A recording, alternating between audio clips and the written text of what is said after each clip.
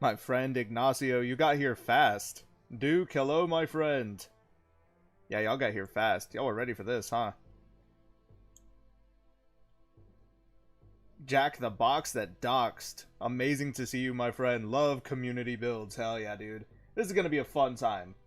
I'm very, very excited to be here. What's up? Hudson Nix, good to see ya. I was already scrolling shorts. Nice. I never get late for anything. Sure. Sure, let's go with that.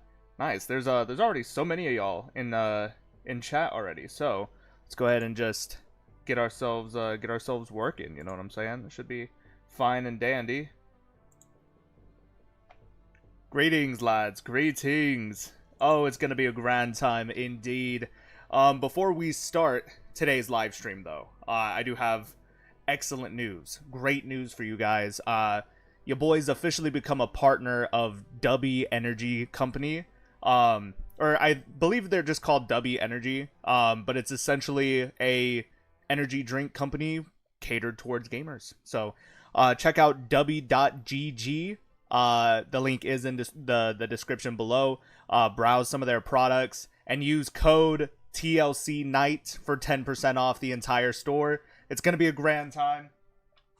Speaking of, we actually have a bit of unboxing to do today. I did receive my first package from DUBBY as well. So, some pretty interesting stuff going on. So, let's get this bad boy open.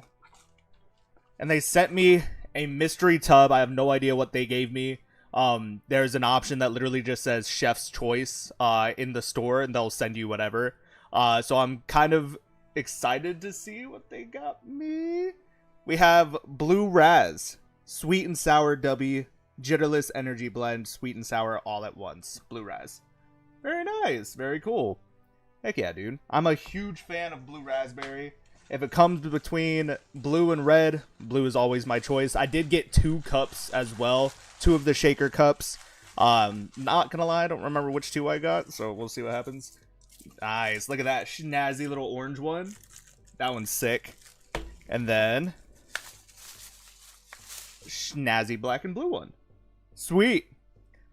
Absolutely sick. I love the drip on that. Quite literally, the drip. DUBBY Energy. dubby.gg. That's pretty amazing. I love that. Well, thank you very much, DUBBY, for choosing me to be a partner. I was going to say sponsor. Thanks for sponsoring this live stream, but I don't think that counts. This isn't quite a sponsorship. So, interesting. But I'm going to taste some of this shit right now, dude. This looks awesome. The black and orange looks so good. Literally so good. I'm gonna buy 15 just to support you. The universe, it sings to me. Playing Realm of Thrones as we speak. Hell yeah, dude. It's gonna be a good time. Nice. So we do have 2 shaker bottles. The orange one's a little bit bigger too. Oh, a little bit bigger as well. I even took the top off. It's interesting. Yeah. So this one, it looks like it's 18 ounces. Neato. Made in the U.S. of A. Oh yeah, sports shaker. Reuse, reduce, recycle. I was trying to see if it is dishwasher safe. Hell yeah, dude. Epic. This one looks like it is the same. Hell yeah. Very cool. Interesting. Alright. So, we're going to crack open some of this Blue Raz. I do have some other flavors that I ordered recently that are on the way. Where is the... There's typically like a perforated plastic piece. There you go. I found it. Plastic. It's too strong for me, lads. It's too strong for me. Oh, who are you? The proud lord said that I must kneel so low. Hell yeah, dude. Dude, I love the Reigns of Castamere. Those red-headed bastards from the Westerlands. Damn. The plastic is too tough for me, lads. Accursed technology, man. We've grown so much. Security is just amazing these days. There we go. Alright, so supplemental facts. I want to make sure that I'm utilizing this right. Is a powdered energy drink that replaces other inferior caffeine beverages. It contains 0 maltodextrin, 0 fillers, 0 artificial colors or dyes, and no proprietary blends. Star of the show is our coffee fruit extract, which helps you focus with no jitters or crashes. So, typical serving size is 1 scoop. There's 30 scoops in the container. 1 scoop has trying to find the caffeine content. Here we go. Yeah, dietary blend. Where did it go? Do not exceed 2 servings per day. Yeah, 1 serving for 10 to 16 ounces of water.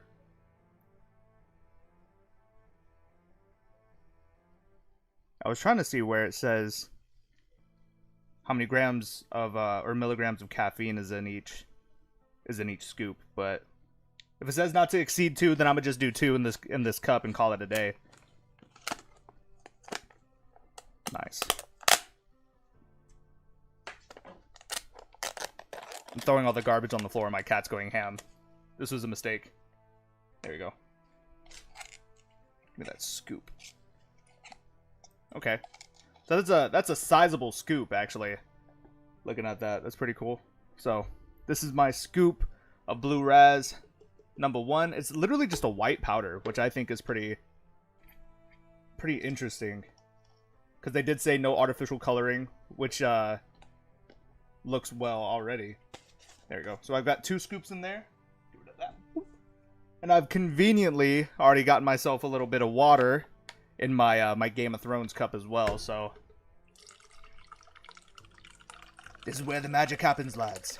I'm gonna just fill it all the way up. Doing this over my PC makes me incredibly nervous. I probably should not have done that. But you know, life is just full of these little opportunities, lads. This is grand.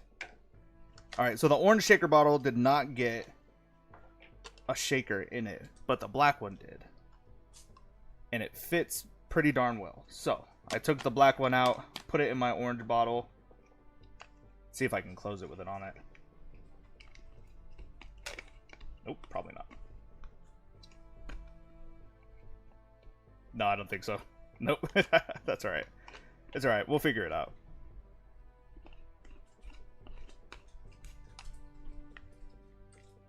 There we go. Nice and tight. Nice. Pretty interesting. I keep trying to aim it, like, at the camera. I'm forgetting where the hell my camera is positioned at. So that's pretty interesting. Nice. Neato. My brother said it's going to take 3 days, but he can get it done. It's not going to be Valyrian, but we can make it Damascus. Oh, Lord. Valyrian steel scissors is insane. Y'all are wild. So y'all have just been popping off in chat this whole time. Alright, so that is our Blue Raz. It's actually, it's a little dark colored, but it's not, like, blue, which shows that it's not artificially flavored or colored. And it smells really good, actually. Oh, yeah. That's a good taste. That is a light blueberry taste. It's really good. It's a... Sorry, she was playing with the trash. I did that myself. Yeah, seriously. She just moved on to another piece of trash. No, that is really good. That is a very good flavor. They have a lot of crazy flavors on the store. Very, very excited to be able to show off some of those. As a matter of fact, we do have... Here we go. Yeah, some of these flavors. Look at these. These things look insane. Yeah, so I do have Galaxy Grenade on the way. Dub Sludge. Not Beach and Peach. What was the other one? Not the Calio Cream. I think I have Push and Punch as well. They have a Chainsaw Man Bleeding Orange officially licensed. So that's pretty cool. They have Tiger's Blood flavor. That is good. That's very good. The Queen approves as well. The Blue Raspberry is really good. Like, genuinely. Mm-hmm. Oh, serve it with some ice. Oh, absolutely. I'll be taking this to work. Yeah, look at that. Focus and win more. Best in class taste. No flawed ingredients. Yeah, it's not 2018 anymore, and the energy drinks need to evolve. I love that. Our coffee fruit cherry extract is the star of the show. This ingredient is what makes DUBBY unique and helps to provide smooth and effective focus and energy. Nice. Yeah, making it perfect for anyone who needs to conquer a task. Yeah, you can guarantee I'll be taking this to work with me for sure. Not bad. They do have solo leveling flavors. I actually have the Egress Strike on the way as well. Mixed with milk, but they have a s'mores flavored as well. That looks really, really interesting. Japanese yuzu, Japanese soda. What else do they have? Yeah, they've got a lot of options. Beach and Peach sounds really good. I have one that's like a tropical flavor, but I don't remember what it was called. Yeah, they have a ton of flavors. That's awesome. This one looks really cool too. The purple and yellow. That's pretty sick. Anywho, lads, I do apologize for that. Actually, I don't want to apologize for anything. I'm very excited, and I'm very grateful that DUBBY chose me to be a partner with them.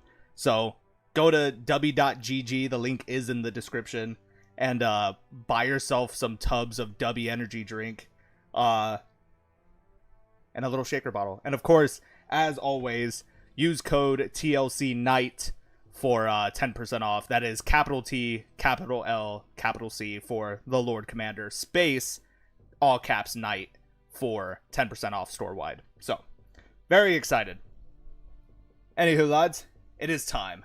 Brilliant advertisement. S'mores! Bro, you had me at s'mores. I know, that actually, what does jitterless mean? It sounds well, you know? Yeah. Don't apologize. Congrats on being a sponsor. I appreciate it. Calm, mellow, and the ability to kill a White Walker like an OG. Absolutely.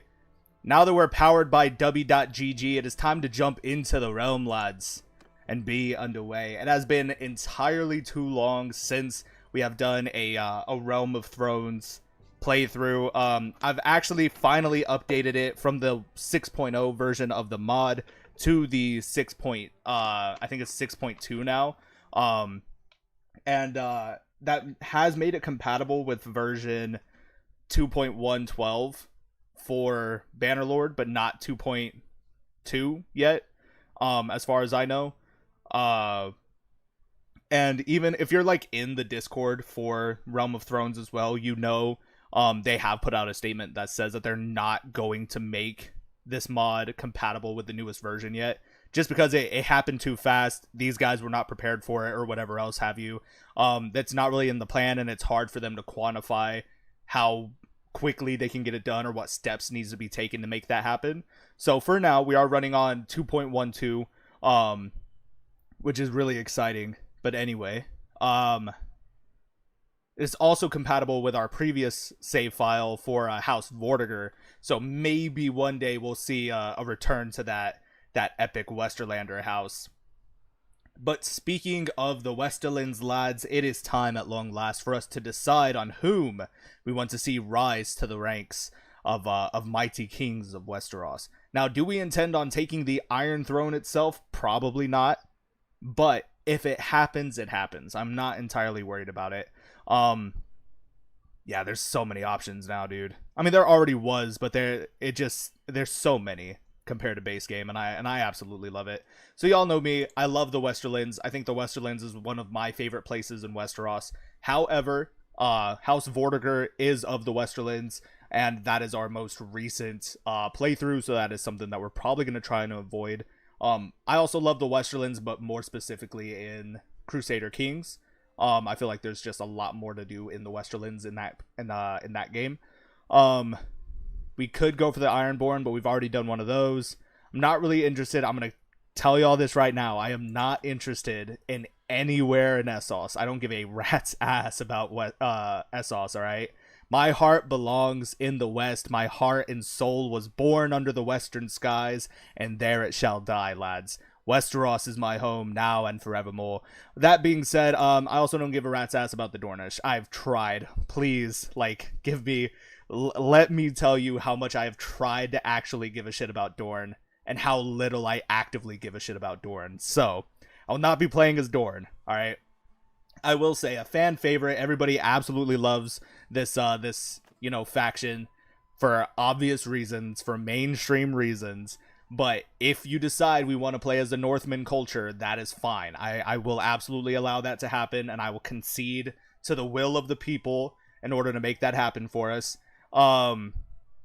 Correct, House Vortigern, the Crossbowman House, exactly. Yeah, they are from the Westerlands, because we not so much usurped, but we adopted the name and the sigil from House Ruttiger, who the last living member, Reynard Ruttiger, passed on his sigil in his house to us, to which we renamed it Vortigern and added the bull skull sigil on top of it. So, that being said, my personal options are the Northmen, Dragonstone, so we can follow Stannis the Manus in battle, the Vale, because we've attempted a Vale playthrough before, and it didn't really go anywhere. This was before I knew what I was doing with the mod. It was literally my first playthrough ever on Realm of Thrones.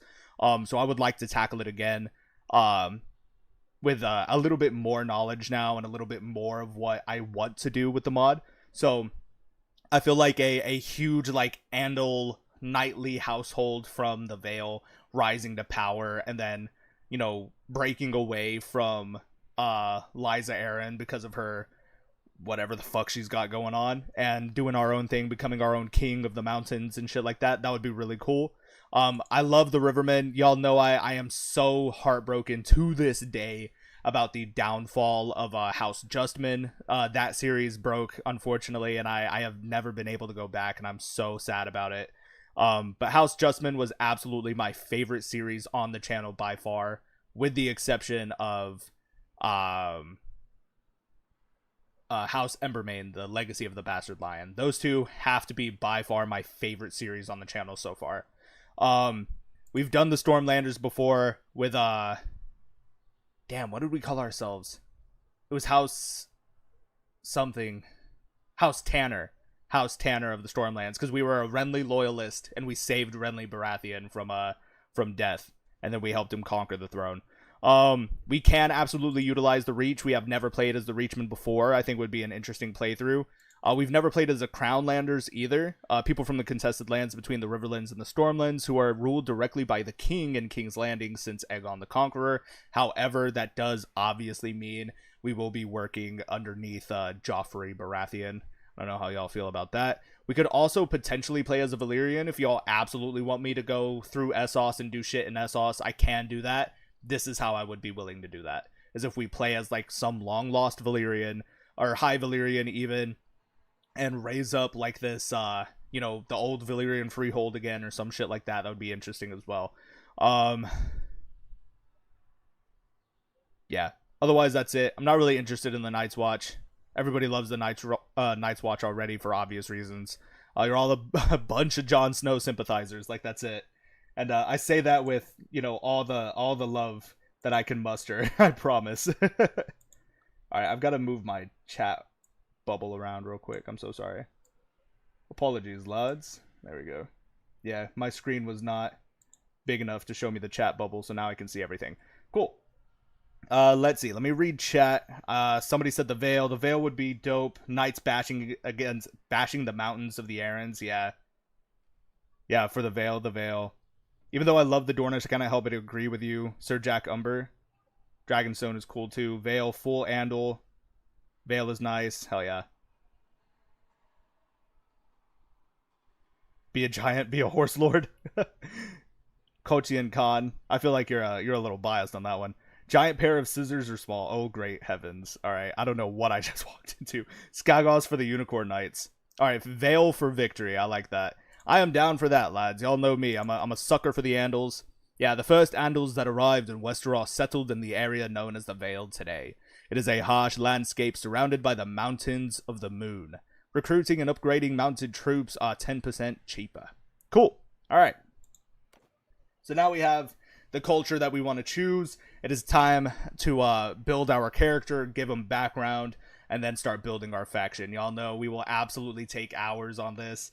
Unfortunately, I only have like 2 or 3 hours for this stream because I do work first thing in the morning, so I do apologize. But hopefully I can keep up with a decent enough schedule and be able to get you guys some more content out the way that I have hoped. So, allow me to quench my thirst real quick with some DUBBY energy. Where can you get it, you may ask? Wonderful question, Disembodied's voice from nowhere. You can go to the link in the description down below, dubby.gg, and use code TLC Night for 10% off the entire store. Courtesy of me, because y'all love me. Shameless plug. Anyway, House White Wing is so basic. I feel that. Yeah, no, so I'm definitely down for the knightly aesthetic, but I would like to try and stray away. I don't know why I have my headset in right now. I'm gonna let it just keep charging up. But anyway, I think we can absolutely utilize the knightly aesthetic to build up our house.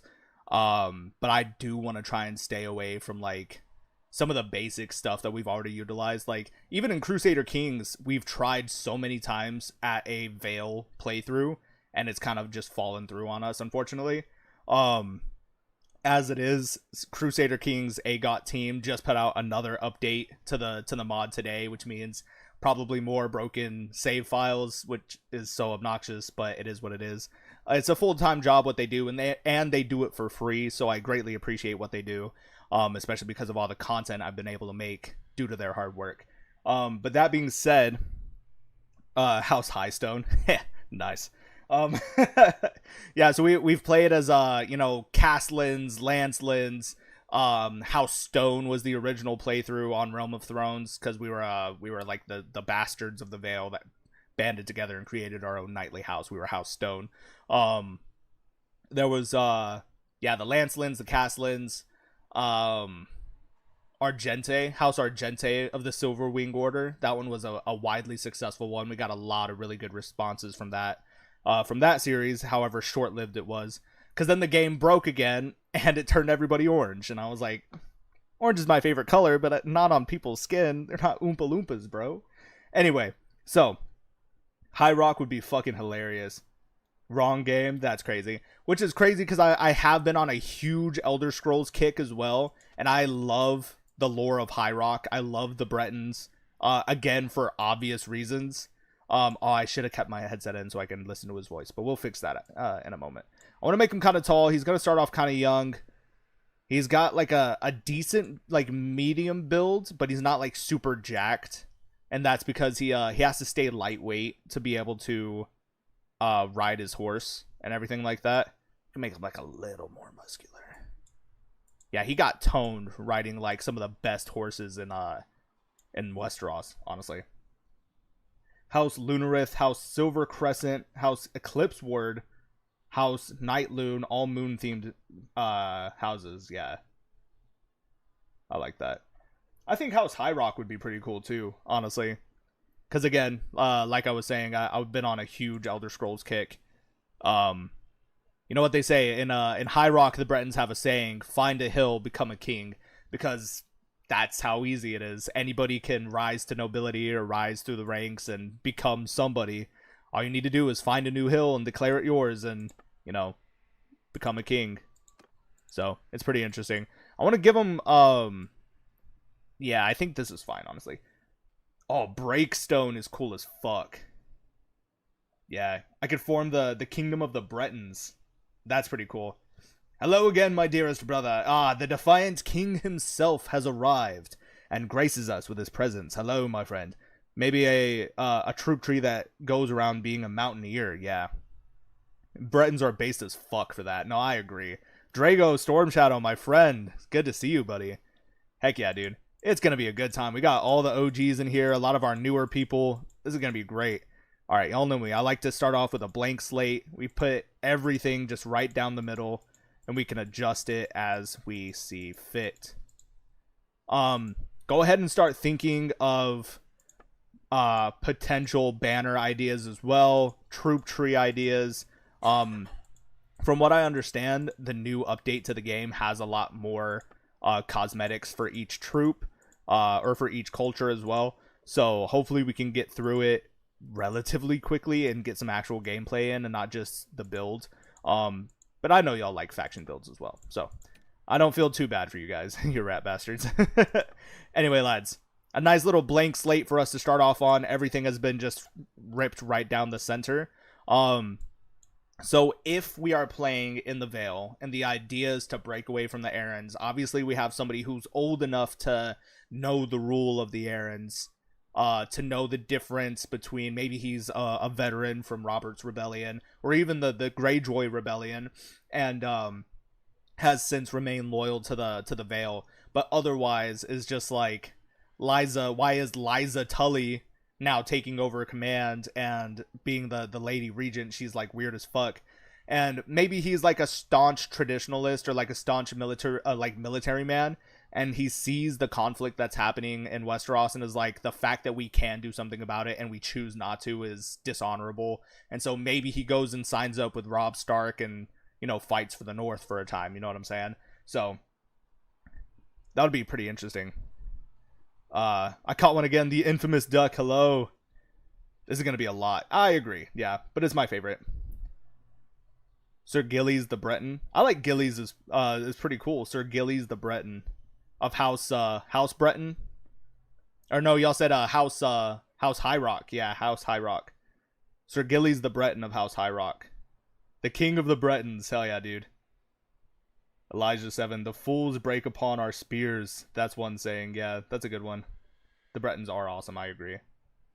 Y'all are cool. If you are going to be Breton themed, then I suggest a troop tree around heavy infantry or just heavy units. I agree. No light units, no mounted archers.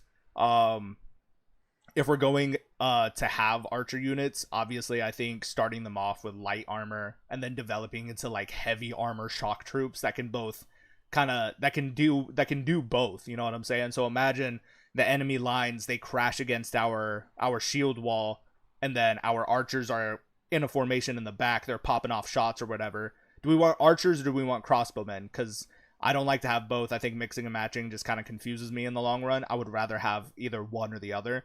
Y'all know me. I love crossbows. I think crossbows are a really cool knightly aesthetic. And having like these heavy armored crossbowmen hiding in the mountains and shit like that, just popping off shots from like little cracks and crevices, would be really badass. So crossbows for sure. Y'all are so cool. Y'all feed into my bullshit so much, and I love it. Thank you guys for choosing me to be your Lord Commander.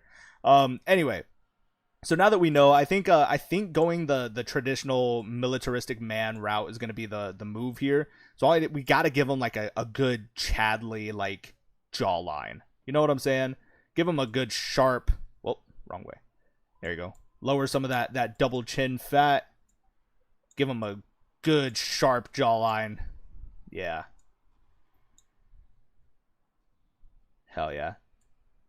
Bring his jaw up, though, so it kind of angles his face nicely. There you go. A nice angular face. Nothing too crazy. Yeah. His chin is fine, but we need to shape it a little bit more. Get it a little bigger there. Yeah, nice Chadley jawline. There we go. That is a man who looks like King of the Bretons already. I love it. Also start thinking about hair choices. Is he going to have like really strong genes? Is he going to be a platinum blonde? Is he going to be just black haired? Is he going to be a flaming ginger like we usually go to? The choice is up to us today, lads. The GOAT is back on Bannerlord. Hell yeah, bro. The Lord Greyzo himself. What a mad lad. What an absolute Chad. I love that, man.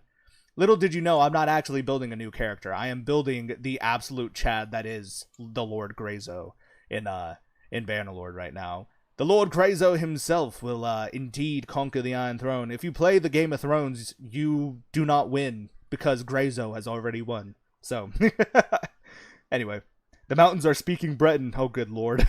Oh, no. Anywho, lads. Anywho, I want to give him like a bit of a frown. Or not so much a frown, but like a scowl. Again, he's just a veteran of many battles. He doesn't really have time for silliness, and so that's why he despises like the inaction of the Vale currently in its current state under the rule of Liza Tully. And of course he's gonna call her Liza Tully and not Liza Arryn because he does not respect her the way he respected the Arryns, especially Jon Arryn in his time. So yeah, he's got a sharp fucking jawline, man. Dude's a menace. We need to give him a nice strong nose as well, though. So I'm thinking, yeah, where did it go? Nose definition. So it just like, it looks like it pops a little bit more, right?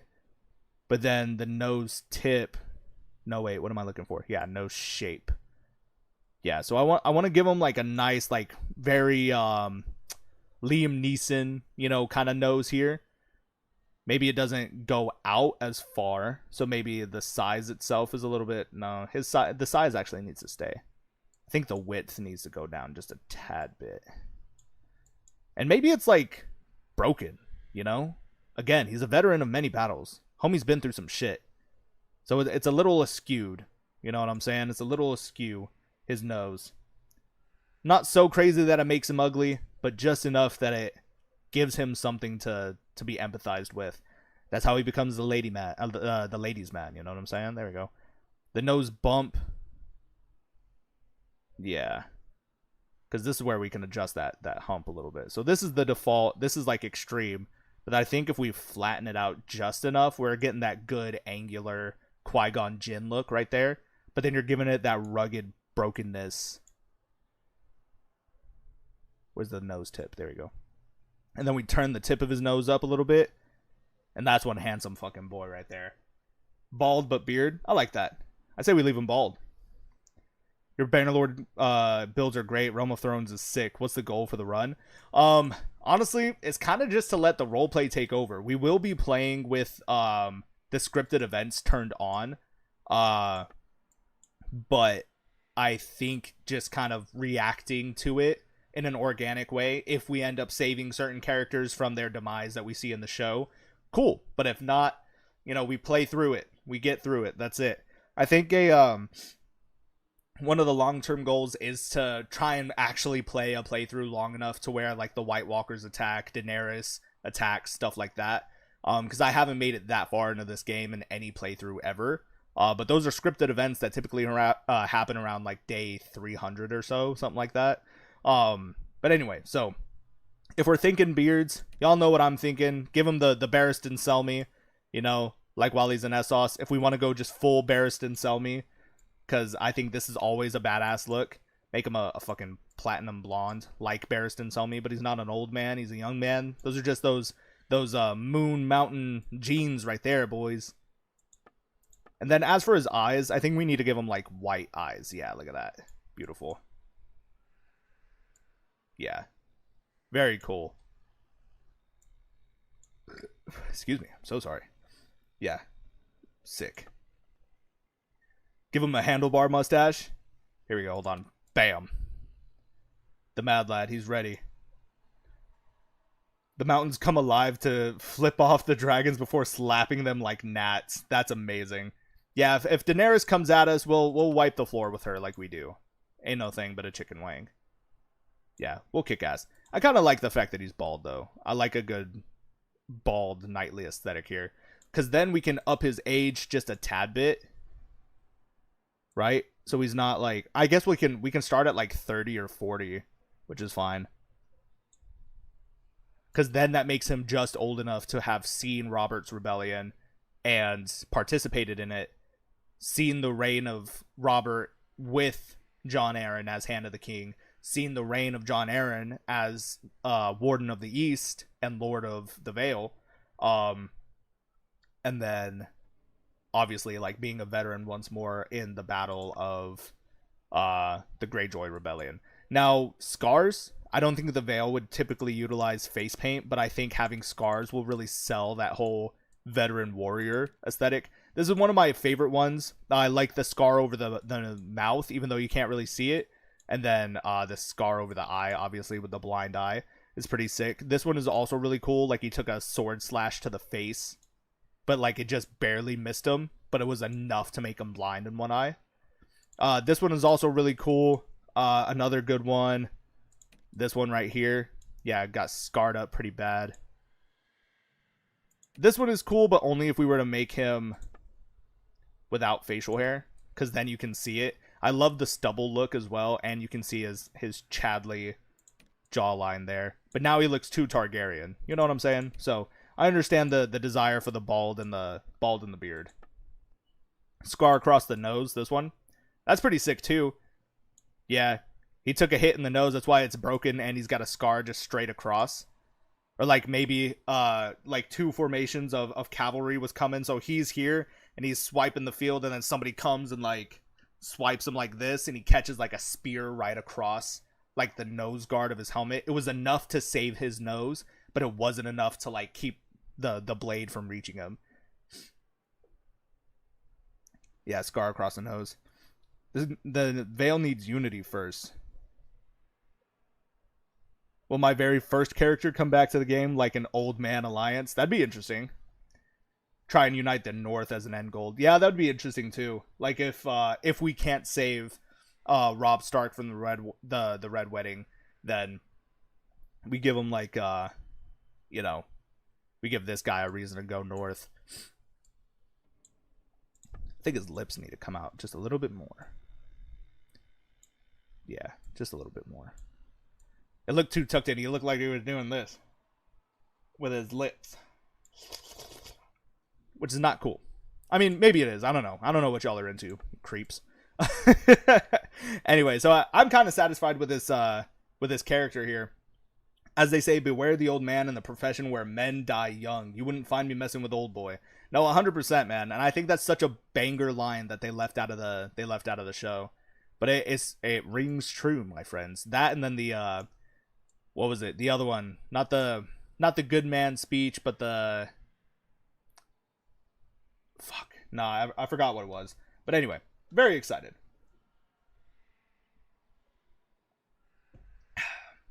Anywho, lads, I'm comfortable with this character.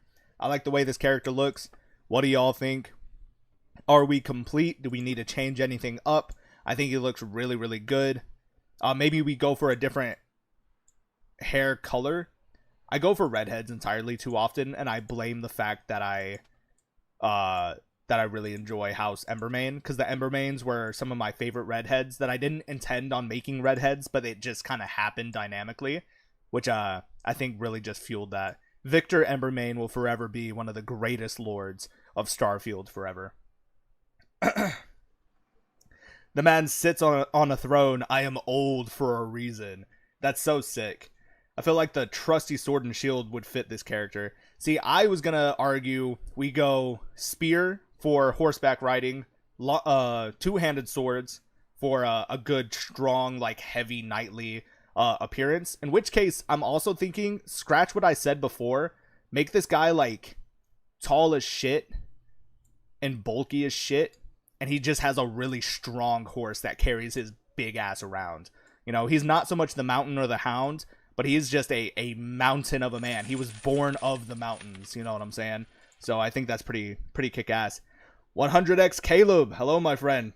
Jack the Box that Doc super chatted $1, my man. It's going straight into the DUBBY fund. I can't wait to get more, man, because the shit tastes good. A nice one, Jack, my man. I know, what a mad lad. The mountain's got some competition. Oh, speaking of, hold on. I do apologize. I've been slacking on y'all sometimes, man. And nobody says anything about it. Isn't that some shit? I'm just kidding. Y'all call me out for it all the time. So, hush. Alright, I don't want to hear it. Alright, let's mute myself, because I don't need to hear it. Let's also pause myself, because we don't need to see it. Engage with your audience. New members only live stream? No, I'm not doing that to y'all. No, I do have memberships to gift out. I have 10. So I'm going to send 5 now. And let us see our lucky winners. Ready to serve, my lord. Nice. Rude Wolf, Arson Wisteria, Big Jeff, Mark Gray, and UL Casper X. Congratulations. And then we'll do another 5 more. Yeah, because we get 10 per month. We get 10 free memberships we can gift out to you guys per month. So now we have the Big Kahuna, Tiogair, Michael Nadick, Tyler Burkholder, and Daryl Cohen. Hell yeah. Those are some pretty cool names too. Daryl Cohen. Why does it, like, Sir Daryl of House Cohen? You know what I'm saying? Like, why does that sound like a thing? That's pretty cool. Pretty cool, lads. Anyway, I do greatly appreciate you guys. This is my way of giving back to the community in a way. I know it's not much, but it's honest work, so thank you. Anyway, again, down to the hairstyle, or the hair color. Doesn't matter. Do we really give a shit? Are we going redheads again, brunette, just straight up black hair like we're secretly a Stark, platinum blonde? Rhymes with House Rowan. Yeah, true. Don't worry, Drago, your time will come. I know, I'm sorry. I don't get to choose. It is just randomly assigned every time. I'm sorry. I don't want to go blonde for obvious reasons. Yeah, in my own game on Xbox, I have an old as hell sturgeon who is based off the mountains. Sometimes it's just fun to run around as an old balding man messing people up. I agree. I think we go for the platinum blonde. I think just a bald man with a big blonde beard not only, like, makes you want to size him down. You know, oh, look at his beard, it's all white, he's basically an old man, somebody come get their grandpa, he's not gonna mess this up. And then he pulls out his big ass two-handed sword and starts fucking shit up, especially considering he's actually only 30. That's just the color of his hair. and the morons can't tell the difference. So more the fool on them, I suppose. But I do like the platinum blonde, but somebody said dark brown, so let's take a look. So we have this is like the darkest brown that we can get. There's like practically black, kind of like an auburn brown as well. Sir Jack Umbregon has been knighted. The mad lad. Hell yeah. But there's a couple more options. I appreciate you, my friend. The dark brown? Yeah. I'm okay with the dark brown. With like the reddish undertones. I think it looks pretty good. Yeah, but I agree with that. I think the blonde looks more Veilman, in my opinion. If I'm being honest. It'll be a placeholder for now. But again, we wanted to try and step away from like the moon aesthetic, the mountain aesthetic. Because we're going to be House High Rock. We're going to be known as the Breton. You know, where Sir... Somebody put the name again.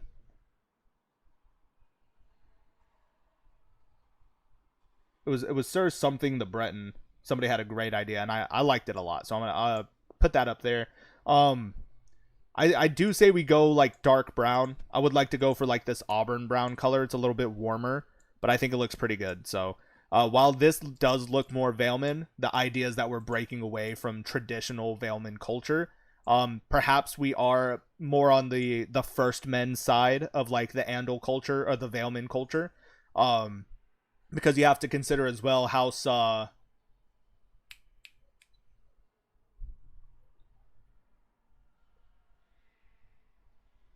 damn, hello? England, there goes train of thought, just fucking derailing. That's great.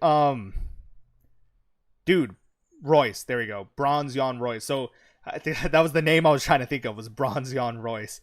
Anyway, so House Royce they do follow like the first men faith. And they're part of like the first men culture and everything like that. Chase Jennings, hello. Yeah, like the Royces. Thank you. Sir Gillies. Yeah, so Sir Gillies is the name. Who is this guy? Just stumbled into the channel. I know, look at me. Who is this man? Disgusting. He's got a mustache and everything. I don't know if you're talking about me or our character, so my bad. I always assume it's me. Anyway, look at my mama, my papa. I will never see them again. I was born into a family of... Gulltown blacksmiths, because that's immediately going to start us off with crossbow skills and trade, which is pretty interesting. But I think the Knight of the Vale, yeah, is going to help us out the more in this aspect. So, what is that? The Queen is opening up Pokemon cards. Everybody say good luck to the Queen in chat right now. We're hoping for big pulls, full arts, holos, the rare ones. It's going to be great. Why is he bold? Good luck, Queen. Hell yeah, dude. That's awesome. But yeah, so I think being born into the Knight of the Vale is going to give us those essential starting stats here. Endurance is going to be a huge one as well. Yeah, I pray for thee. Amazing. Yeah, I feel like this is the rags to riches vibe, like from a peasant to a knight. I agree. I think that would be pretty interesting as well. So maybe we go Goldtown Blacksmith, and then we just have to build ourselves up. So maybe we don't start off as like a natural fighter, but instead like we were brought up in a trade instead, and we have to work our way up. You know what I'm saying? What mods am I running? So I do have diplomacy, the RTS camera mod, cinematic combat. I don't know if it works yet. I have not tried it. But I figured we can test it out here and just see what happens. And distinguished service, as well as unlimited companion limit and custom spawns API. Custom spawns basically means like a bunch more just randomly generated characters are gonna spawn out as wanderers, people you can recruit, companions, stuff like that. Anyway, I think the Goldtown Blacksmith is it, because then it's just gonna make it more of a challenge. We don't start off with any kind of like one up in any of these areas, so it really will be like a rags to riches kind of thing. And it's also gonna give us incentive to smith our own weapons that we can give our own like epic epithets. So imagine like you know, there's Longclaw and there's Dawnbreaker and there's, you know, whatever else have you, these cool swords with cool names. We can craft our own, you know, Like, that would be absolutely epic. Anyway, yeah, Royce the Breton earned knighthood by planting a hillman into the dirt with a drop kick off a mountain. Is this character a loyalist to the errands or no? No. So in this we will be, I think we'll start off kind of doing jobs for the errands, but once we gain enough power for ourselves, it's going to be like, we don't need you anymore. Liza Tully has been driving this realm into the ground. She has left us isolated and without allies. It's time to break away and join the fray, do our shit and do our due diligence, and be the Knights of the Vale again. The Knights of the Vale shall ride once more type shit. You know what I'm saying? But anyway, so our parents are going to be Gulltown blacksmiths. As a child, we were noted for we're going to say brawn. Yeah, I'm thinking brawn makes the most sense, or even skill with horses. So maybe we had that natural affinity for horses in the long run anyway. I think that one would be pretty interesting. Again, it's not going to give us too much of a leg up in our combat skills, but it is going to give us +1 to some much needed long-term goals that we have for this playthrough. So I think skill with horses makes sense here. Yeah, maybe this character could have a signature weapon. I think in the long run we can try and forge our own Valyrian steel longsword. That would be epic. Yeah, bro is balded since childhood. Yeah, make sure you name your sword. A good sword has a name, absolutely. Excuse me, I'm so sorry. But yeah, so skill with horses is going to help us out here. Like all village children, you helped out in the fields. You also, if we go repaired projects, it's going to give us +1 to smithing, which will help us out with our long-term goal of smithing a Valyrian steel weapon. Yeah, I don't really see anything else helping us out. I would say sold produce at the market for social skills. Only because we do plan on being a knightly character, so that level of charm to charm the ladies and be a guy's guy and be a knight of the people type shit. That's the only reason I could see a benefit for that, but even then that's all roleplay. The village smithy is also going to give us +1 to vigor. Oh yeah. Oh okay. Yeah, let's say worked in the village smithy. Obviously our parents were blacksmiths. Duh. What the hell? As a youngster growing up in the known world, war was never too far away. We could say rode with the scouts, but that gives us +1 to bow, which I don't want. Stood guard with the garrisons, again, +1 to bow. Trained with the infantry gives us +1 to one-handed and +1 to polearm. The polearm is the only thing that's going to help us out with. March with the camp followers. Yeah, literally none of these are going to help us out the way we need to. So I think trained with the infantry is probably going to be our best bet, just to get the +1 to polearm and vigor. A silver tongue, a heart of gold, and a heavy hand that threw like hurricane winds. That is sick. That was really cool. Did you come up with that, or is that from something? Because that was really cool. That was well written. Yeah, fuck the bow. Kind of reminds me a little bit of Duncan the Tall. I agree. Could name the longsword after a great accomplishment the character did, or a great enemy they fell. I agree. What about a Breton long Valyrian mace? Oh, that'd be sick. Came up with that off the cuff. I like that. A silver tongue, a heart of gold, and a heavy hand that threw like hurricane winds. Ooh, you guys. The praise has paid off. The queen has gotten some pulls. So we've got to... Oh, shit. Maybe if I don't drop them on stream. Sorry, so the queen pulled a dugong, shiny dugong. Or a hollow, not shiny. A rotom. Rotom? Yeah. Sick. And then megas. And then megas. Those are sick. Yeah. This one. Very cool. Yay! Happy pulls. Give me a kiss, woman. I love you. Nobody gets to look at the queen. But would a shield and mace be good, or a two-handed one? That's a good question. A mace would be cool. He looks like he would be an honorable knight, but ruthless when needed. I think the hammer is the absolute badass weapon for that. I say hammer, but I mean two-handed mace. You could collect other cards like sports cards. No.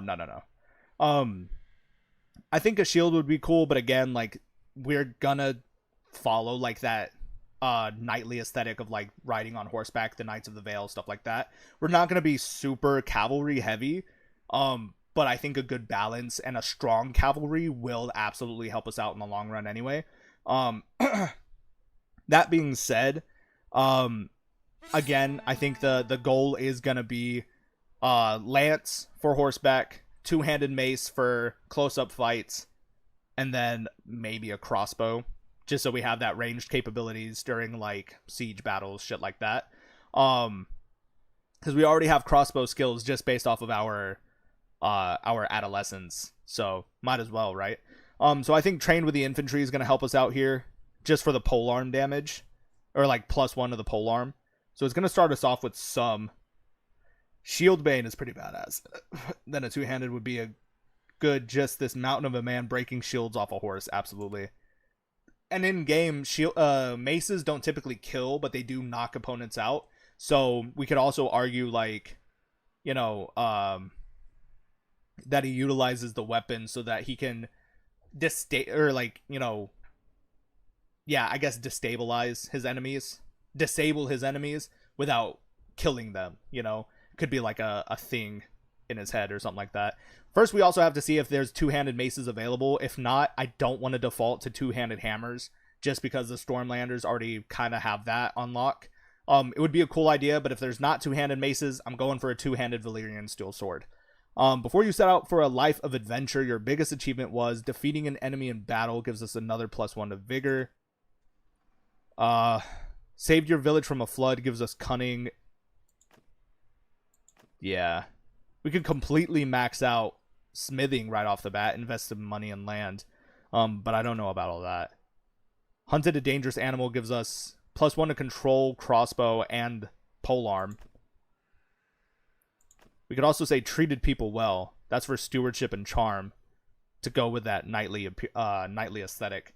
So we're kind of like the mountain if he had more brain cells and empathy and stuff like that.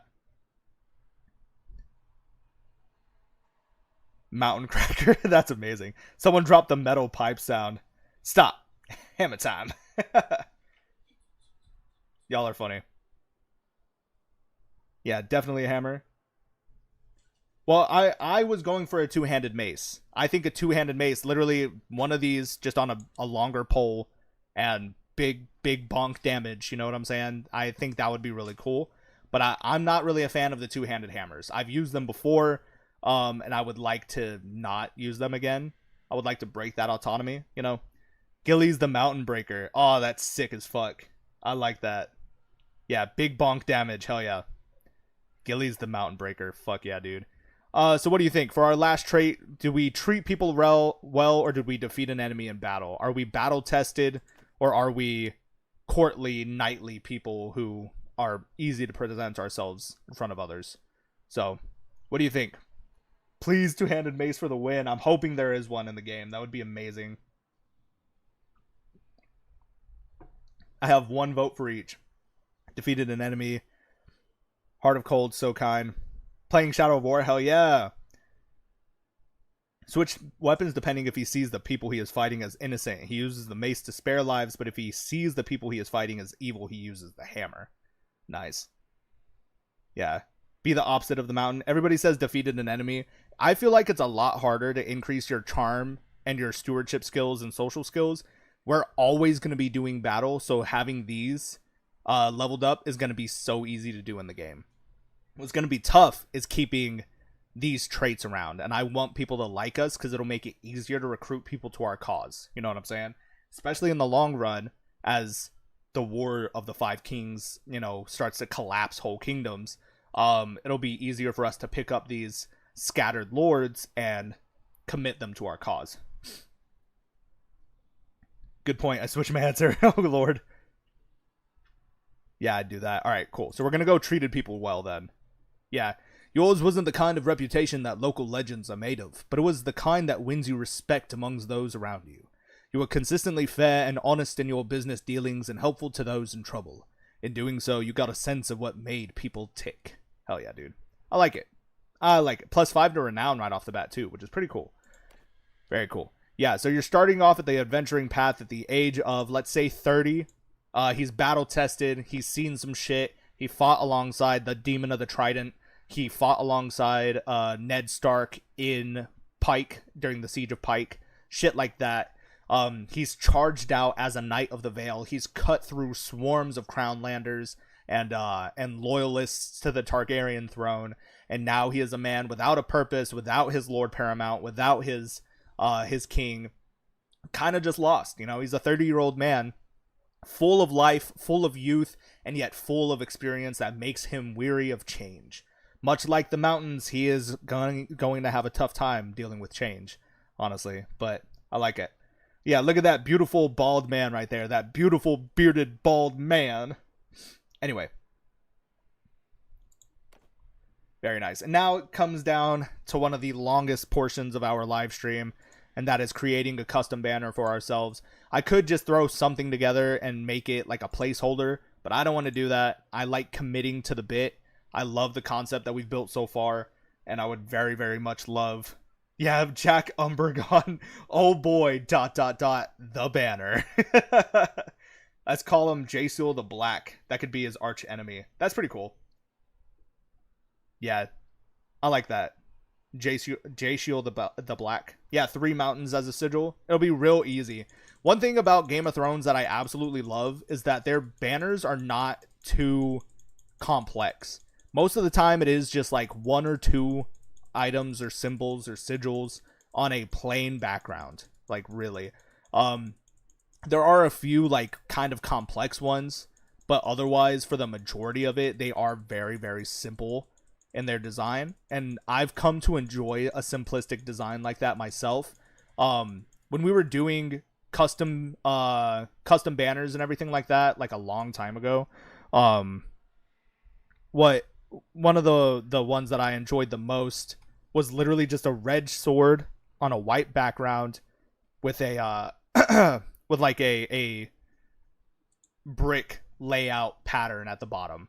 Like, that was it, and it was such a cool design that I drew so much inspiration from, so much lore. Like, it made it so easy, and it was such a simple design. It literally had 3 layers to it. 3 layers on this banner. It was awesome. Yeah, we're making a custom banner for a Vale Breton. I agree with Chase. The banner could represent the story of our character's clan, or just show that they were what they're about. After all, our character came from a blacksmith as a father. I agree. A mountain with a crown on it. I like that. Fresh Prince, hello, my friend. Maybe a raven carrying an arrow through the flames. 3 mountains.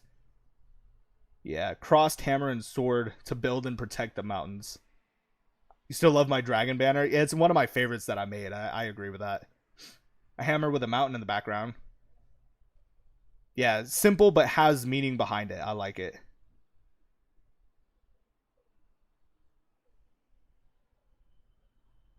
I agree. Yeah, y'all have got some great ideas. Crossed hammer and sword to build and protect the mountains. I like that one as well. I think building like a mountain look is going to be really, really easy. Especially because one thing about me is I'm not afraid to have... Hello? I'm afraid of that. That was a jump scare. My bad, guys. Yeah, I'm not afraid to have like certain elements crawl off the page. I think it adds like a really unique look to it. Especially if it dominates like the whole bottom half of the shield like this. Because I don't mind stuff like that at all. I think that would be really cool. That being said, I want to try something. Because y'all brought up 3 banners. Or 3 mountains. Yep, here we go. Back at it again, lads. Let him cook. I said, let him cook. I'm going to duplicate this. Drop it behind here. I'm going to make it slightly smaller. Like that. This is what happens when you're a visual arts kid, lads. Fun never ends. There we go. See, look at that. 3 mountains right off the bat. Beautiful. Let him cook. Don't be trying, but you funny. You are the Bannerlord. I love that. Thank you, my friend. That's huge praise. I think the motto should be, my hammer strikes stone as blood covers a sword. Let us bring our hammer to fell our enemies. I like that. A mountain with a hammer and chisel cross behind it. Crown on a field of green. Yeah. Let him cook now. Let him cook. What I like is I want to be able to put enough room to have the crown on the sigil somewhere. Especially over the mountain. Even if we decide like... So let me try something real quick. So just basic. Where'd the crown go? I'm tripping. My bad, y'all.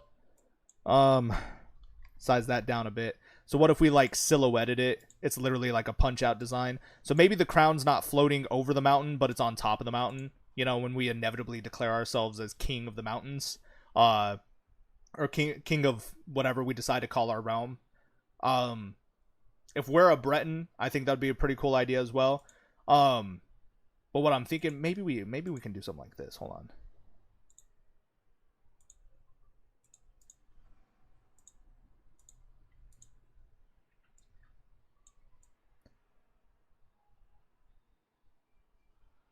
There you go. Something like that. There's a bit of like overlap, but it's enough to see it. So like when we become king, we can add the crown decal there eventually.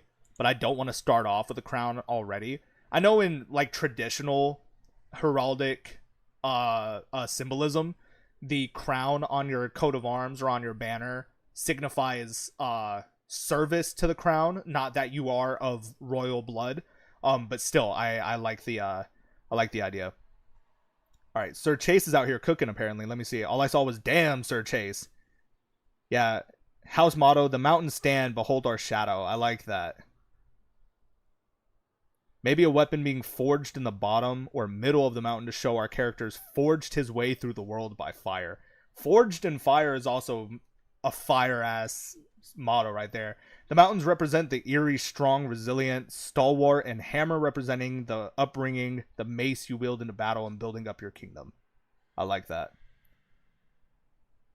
Yeah. Kingdom of Balkarend. I like that. That's pretty cool. Yeah, y'all are pretty sick. Are we set on the white and green? I hadn't changed the thing yet, so I kind of just left it as is. But if we're down for the white and green, like we can keep that for sure. Just let me know. I do like the idea of the sword being forged. So I'm gonna keep following the white and green motif here, just while we, as a placeholder, while we build everything. Why does that cook already as well? Like why is that so simple, but why does it cook? Like why does that look so fucking good? Good golly. Anyway, so if we're part of the mountain and the veil, the mountains of the moon, stuff like that, we could put like a star somewhere for like additional symbolism.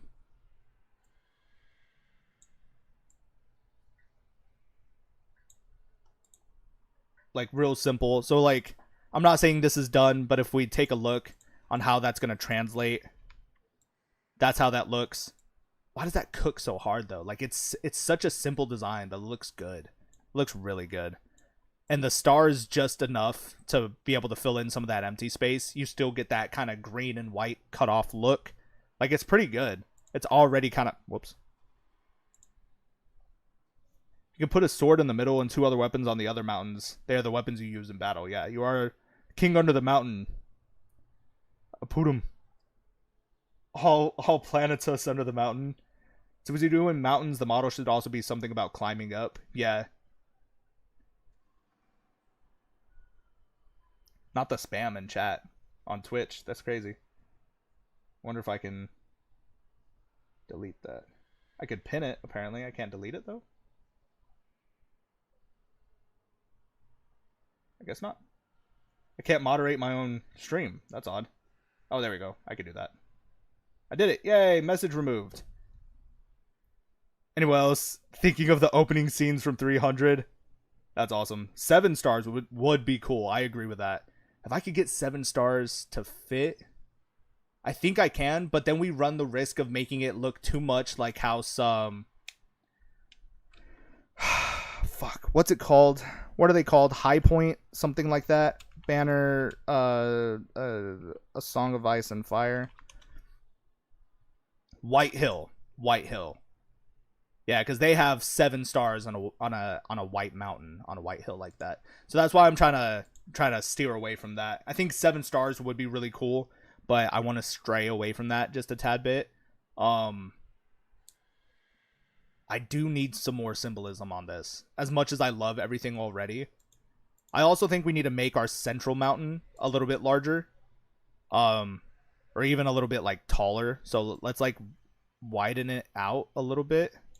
so the peak reaches the mountain, and then drop X to 0. Because then we can make this larger as well to fill up more of that space. And even when we're ready to add the crown for our kingdom, right? If we size it down just enough, we could put it just over the blade without having to be on top of the mountain itself.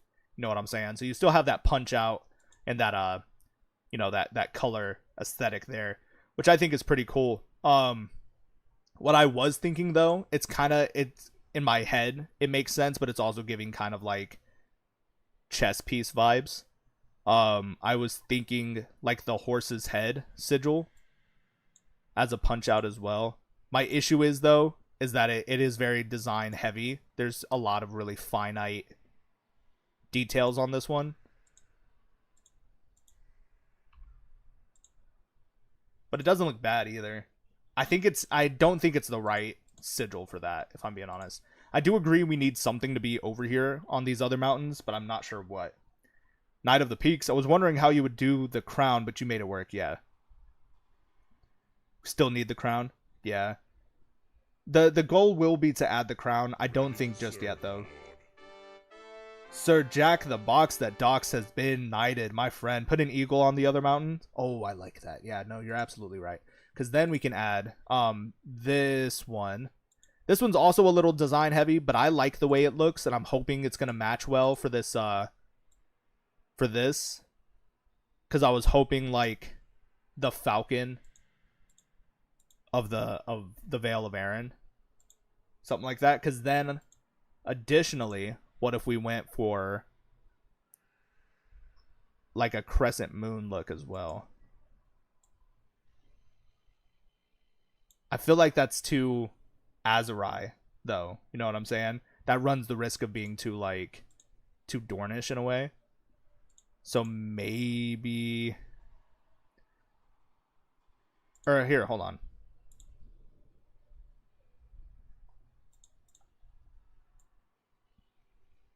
So now the falcon is standing on top of the moon. Instead of being like eclipsed by it. But even then, again, a hammer and crossbow crossed under the sword would look good. I agree. All right, hold on. Let me cook real quick. So the crossbow is easy. The issue will be getting the size down on it. So when you say under, do you mean like down here? Or do you mean like underneath it? Like... Here, hold on. I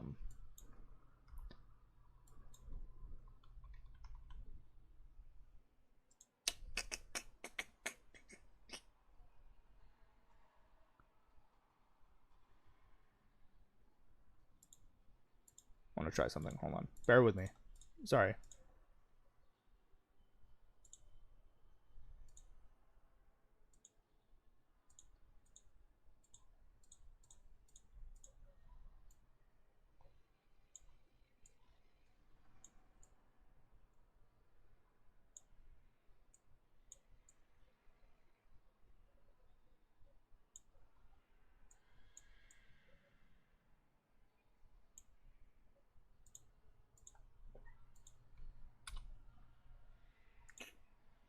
I like it, but it's... Oops. That's not what I wanted. Alright, I kind of fucked something up. Hold on. Give me a second. I goofed. Sorry. There we go. Yeah, it's kind of lost the simplicity that I like, though. So, I'm not scrapping the falcon idea altogether, but I would like to try and incorporate it in a different way. Oh, Sir Ignacio, goodbye, my friends. Yeah, a gate on the mountain might be good to represent the bloody gate. Bro uses Microsoft Edge. Yeah, it's the default. Shut up. Shut up. You little bastard. Shut up, bro. Don't call me out like that. Banned. Immediate. Hit him with the ban hammer. Get him. Babe, get him.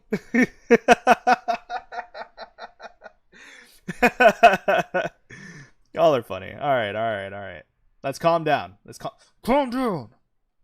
Calm down.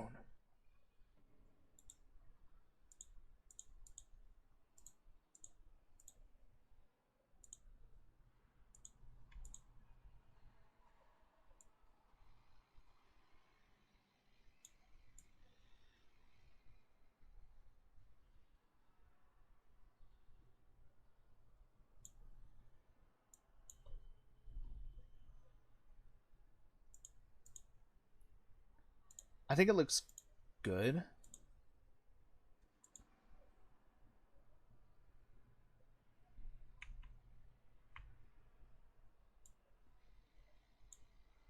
He says with a question mark.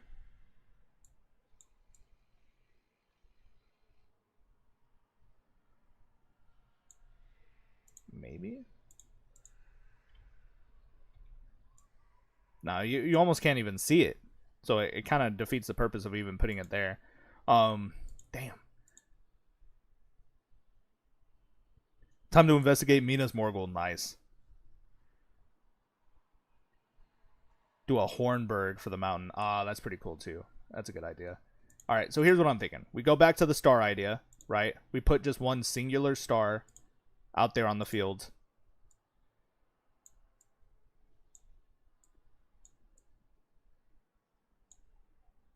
Right? So one singular star, maybe it represents ourselves. We're the shining star that's going to lead the mountains to glory once more, stuff like that. And then if we have like a spouse eventually, add another one. And then if we have children, add more. You know what I'm saying? So the potential for symbolism is definitely there, and it's not going to look too clunky for the design. So I'm kind of excited on that. I do agree, though. I think putting the crossed hammers is going to be a really interesting idea.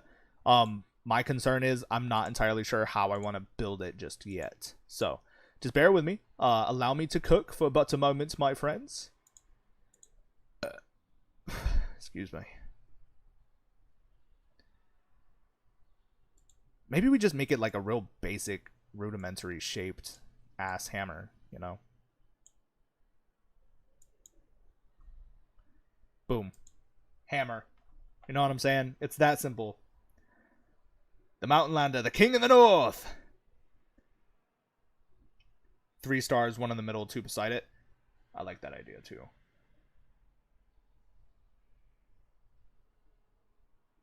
Yeah, we're going to start with 1 for now, though.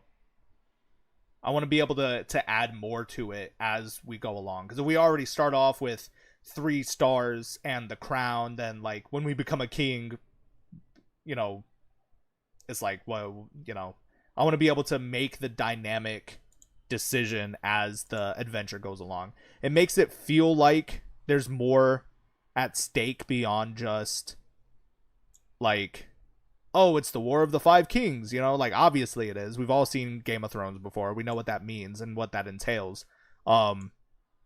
However, what we don't know is what's going to happen to our character, you know, as he goes through his journey and everything like that. So I would like very much to leave some of that up to the mystery itself.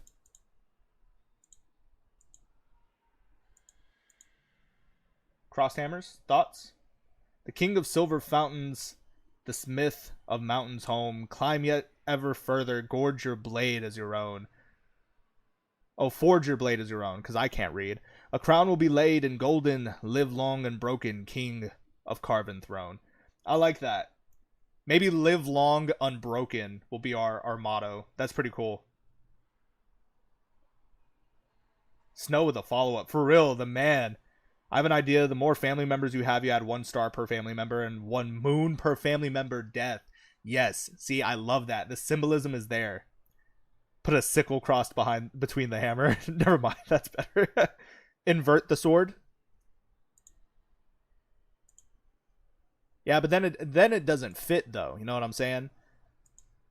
But if we do it like this, you know, a sword down like that represents, you know, like if the hilt is up here, so a sword down like that represents fallen warriors, whereas a sword up, you know, facing upward, like you're holding it, means battle ready. You know, I've done entirely too much research on like the symbolism of heraldry and medieval stuff like that for obvious reasons. But bringing the hammers a bit closer to the crossguard, I agree. That's what I was thinking too. I'm also thinking we could probably risk making them just a tad bit bigger and then down like that.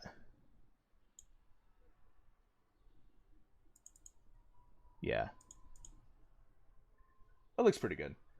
My concern then lies with this. I want to make these a little bit longer. Just a tad bit, right?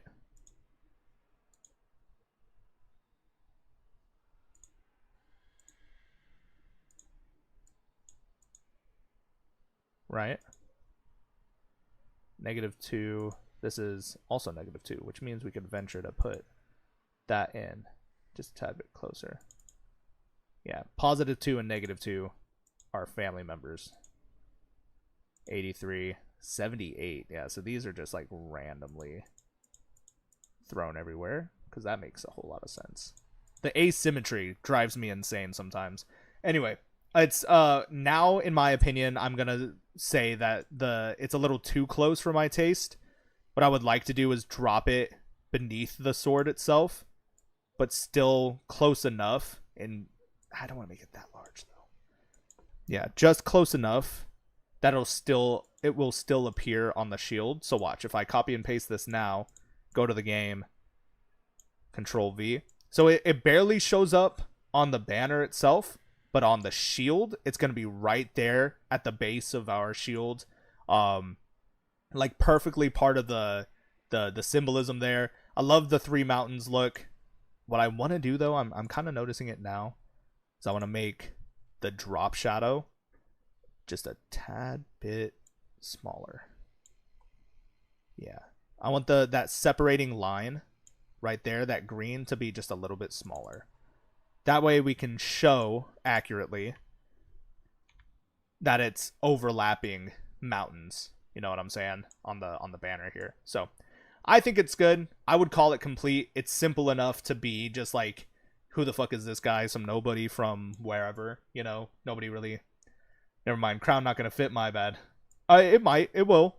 Again, the idea isn't to put the crown over the mountain. It's supposed to like be a punch out, or like a shadow over the sword eventually. So I feel like that'd be cool. Beautiful. Yeah, I love it. I love it. My question is though, what colors do we want? I'm not going to mess with the design of it anymore. I would like to alter the colors though, just because we already have green and white for our Roar of Freedom series. Our Clan O'Neill. Try blue and white. Yeah, I was thinking that too, but again, like the blue is already like a veil aesthetic. There's like the sturgeon blue, but there's a couple of lighter blues. I actually like these. I think these are new. Some of these. That's pretty cool. I like that a lot. And then the green and then the mountain in the background. Make all that blue. Whoops, wrong blue. Hold on, this one. Which is cool. I think it looks good. I like the blue and white, don't get me wrong, but it looks a little more northern. Actually, it does kind of give that veil vibe as well, so I'm not too mad at it. There's another color that I really enjoyed. It's what I used for the last veil playthrough in Realm of Thrones. I think it was not that one. It was kind of like a pale purple. Not this one. I think it was this one. Yeah, either this one or this one. The purple is pretty cool. I would like to go for some more,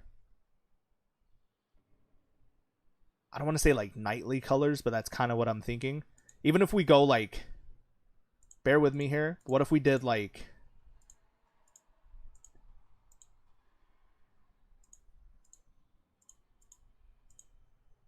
either red and white or red and black? Nah. I don't think the red and black really matches the aesthetic that we're going for, right? Nah, definitely not. The red and white might. Like, I don't think that looks bad at all, honestly. Yeah, custom units would be good. Yeah, maroon in color. I do like the maroon color a lot as well. Yeah, custom units as always. Core Knight, Berserker, Rage. Yeah. Alright, I like the red and white. I think it's kind of unique. Yeah.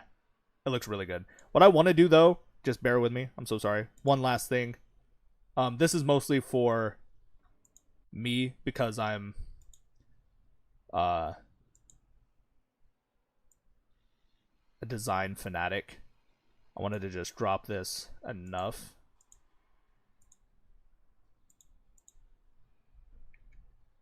Oh, I didn't do it. It still cuts off right there. All right. Well, I was trying to fill in the rest of this with white, but I don't think it's gonna work out. So that's fine. Either way, the crossed hammers, the star and the sword on the mountain, I think is just such a beautiful aesthetic. The red and the white, such a beautiful aesthetic. It's very distinct. It's kind of new. Yeah, I love it. I think it looks really good, and it's not even red. It's maroon. You know, it's a very earthen color. You know, it's not bright red, it's not royalty, it's maroon. It's a deep red of the earth, almost like a dirty red, if you will. And I love that. Trying to give a banner symbolism, but hey, this looks good too. Yeah, our arrows will block out the sun. The black representing that inner desire, while the white symbolizing the gaining accomplishment. I like that. Like a morning right before the sun. Beautiful. Hear me out, Lord Commander. Orange to represent the rising sun and mountains. A dark gray to show a shadow covering the enemy. Damn. Alright. So I'm kind of sold on the red and white. But I love the idea. And y'all know I'm a sucker for orange. And they have this beautiful burnt orange color that I've utilized time and again in the past. So I am willing to play ball and test out this new idea. So let's go for this burnt orange. Is there more orange? They added like some peaches. Some kind of peachy colors. That's too bright for me. Nah. So we'll go for the burnt orange color. We'll take everything else and make it that ashen color. That's pretty sick too. Y'all know orange is my favorite color. Damn. The orange and black kind of cooks too. And it's unique for the aesthetic of the veil, you know? But it looks a little too much like a warning sign, in my opinion. That's fucking, I mean, checking amazing. Always making custom banners for fun when I'm bored at work. This slaps harder than I thought. Always make custom, yeah. What the fuck? Our hammers will crack the earth. Yeah, I love the symbolism as well. I think that's really, really cool. Black and green, that's cool too.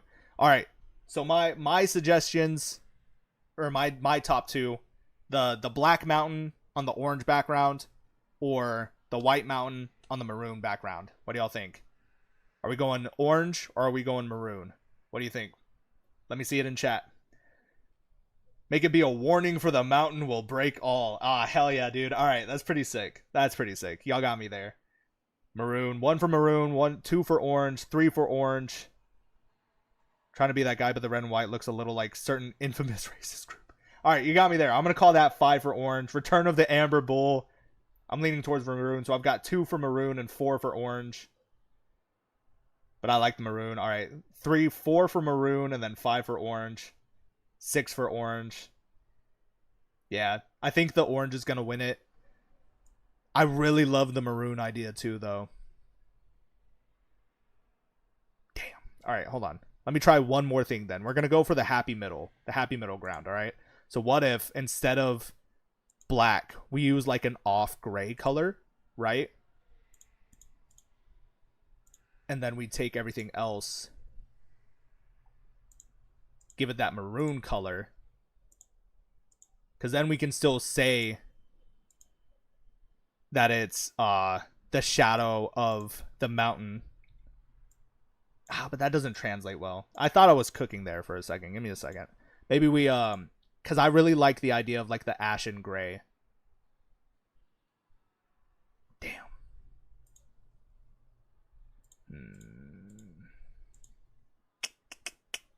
Because the maroon and the black are too dark. They're not going to translate well. We could go. I feel like that's going to be too dark too. Damn it. Because that looks too white. Again, white. These are all basically just different versions of white. I don't know. Ashes of our enemy. Making people fall asleep here? My bad. Alright. Comrades, I must leave because I'm tired. Goodbye, my friend. Aren't you glad we didn't pick maroon? Oh my goodness. Interesting. Alright. I think we go back to the orange and black. I think it's just the symbolism is too beautifully done there. And it's not a true, like, you know, community challenge or community build if I go against what the community picked.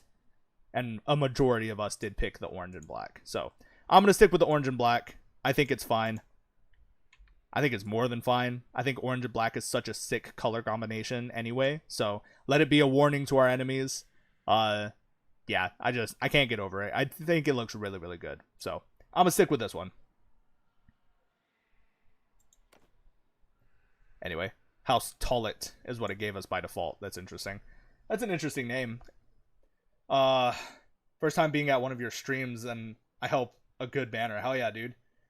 Yeah, you're one hell of a role player. I don't know if anybody told you that. Your writing is really good as well, and your connection to symbolism is something I really greatly appreciate as well.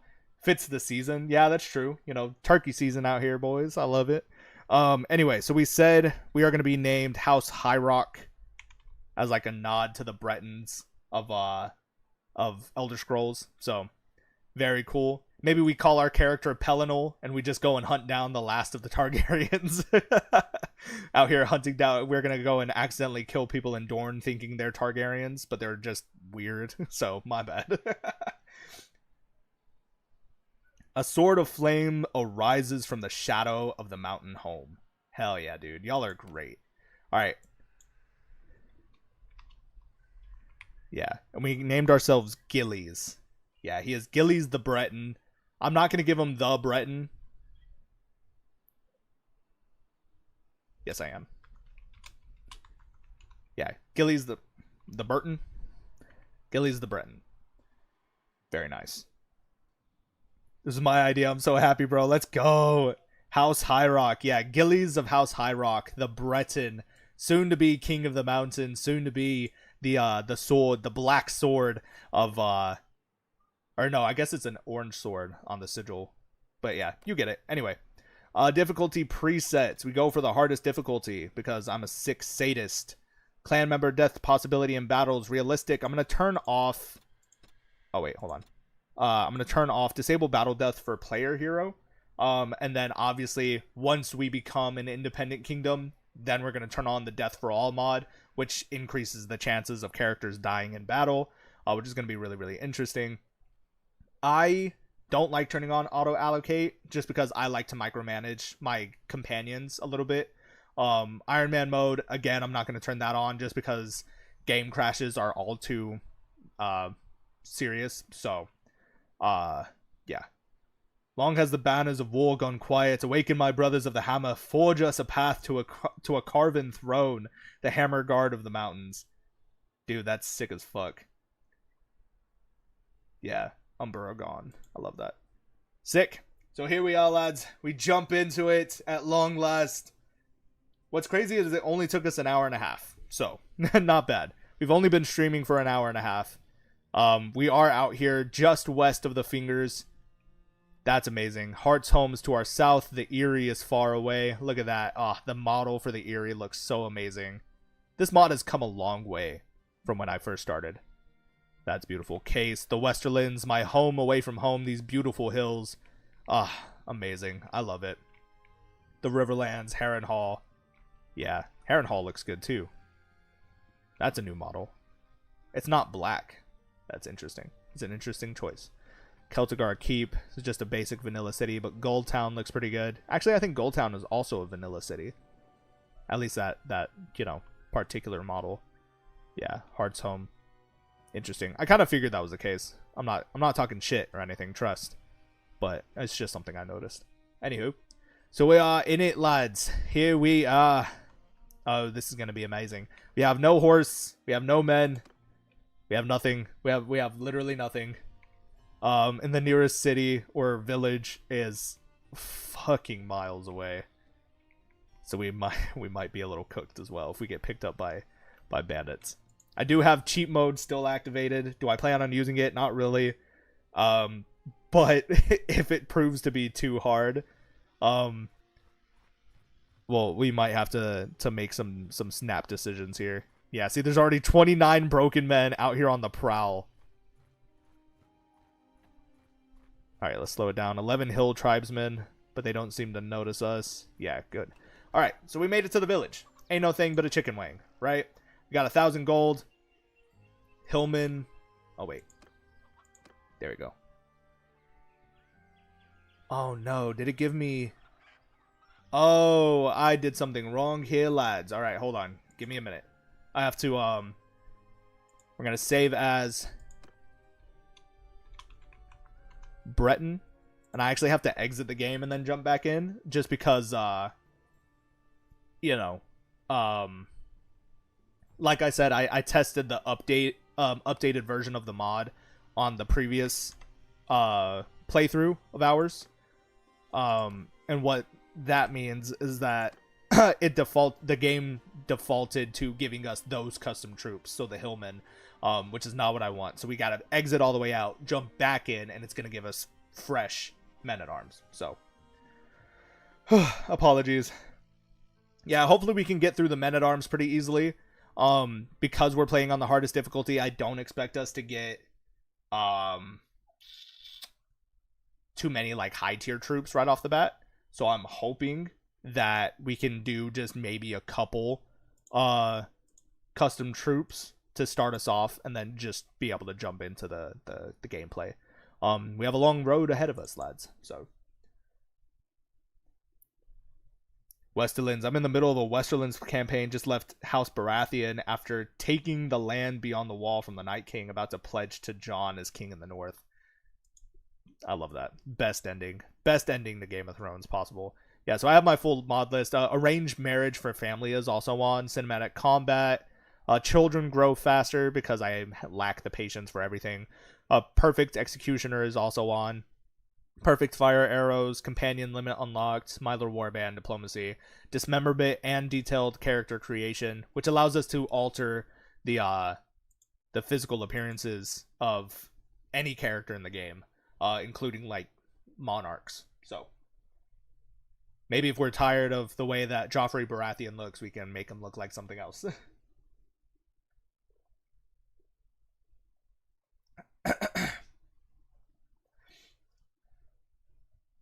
Should be fun. Nathaniel Clark, hello, my friend, hello. But again, another shameless plug just while we're waiting for the game to load. I'm officially a partner of DUBBY Energy Drink. Feel free to use the link in the description, or just go to dubby.gg and buy some tubs. At checkout, use code TLCNight. You can find it actually put up right here. Use code TLCNight. All caps, one space. Get yourself 10% off your cart and try some DUBBY Energy. It's pretty good. I was given a mystery tub and they sent me the blue raz flavor, which is what I'm currently drinking in my new orange DUBBY cup. So if you want the matching cup for the Lord Commander, get this one. Glory to High Rock. Have you tried retinues for a custom troop mod? No, I have not tried retinues. I don't know the difference. I understand that it's there. Like, I recognize that the mod exists. I'm pretty sure I've seen, like, a thumbnail for Jackie Fish who has tested it out. But I myself have not tested it out, so I have no idea. Yeah. Glory to High Rock, the Mountain King. Nah, but I really love, what's it called? My Little Warband. It's the one that I started off with. It's the one that the UI that I'm comfortable with and familiar with. And I don't know, I really like it. I enjoy it a lot. I don't know if Retinues is any different, what the UI looks like, what its capabilities are. But I like My Little Warband. So gave you a tier 1 speech for you to work with, my Lord Commander.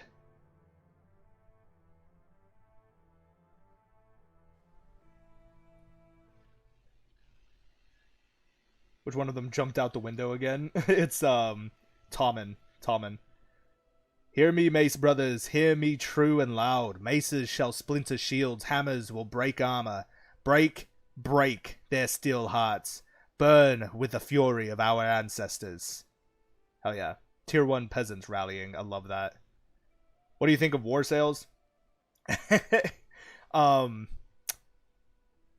I was excited to hear that they were bringing us new content. Custom troops, there we go. So if I recruit, yeah, no, it still gave us the hillmen. Fuck, I might have fucked up here, guys. I might have fucked up here. Because if I go, oh shit, yeah, I definitely fucked up. Reasons. Okay. Troubleshoot. If I disable faulty mods, it's gonna tell me no. Cool. If I attempt to continue, here we are. Yeah, I might have fucked up. So what I'm gonna do is pull up a notepad, and I'm gonna save the way our character looks. Oh, the game crashed. Oh, that's lovely.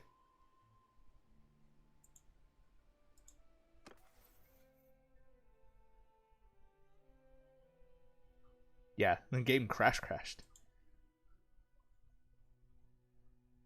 Yeah. Shit. Whoops. All right. Close the program. So emergency close. Essentially what I'm trying to do is get ourselves to save our character's face. That way I can paste it back in under a new save. So, that's my bad. Sorry, all. Unintentional. Yeah, the damn Boltons. That hurt a lot to see. Sorry, my bad, dude. Yeah. Sad times indeed. Haven't seen Bannerlord crash in years.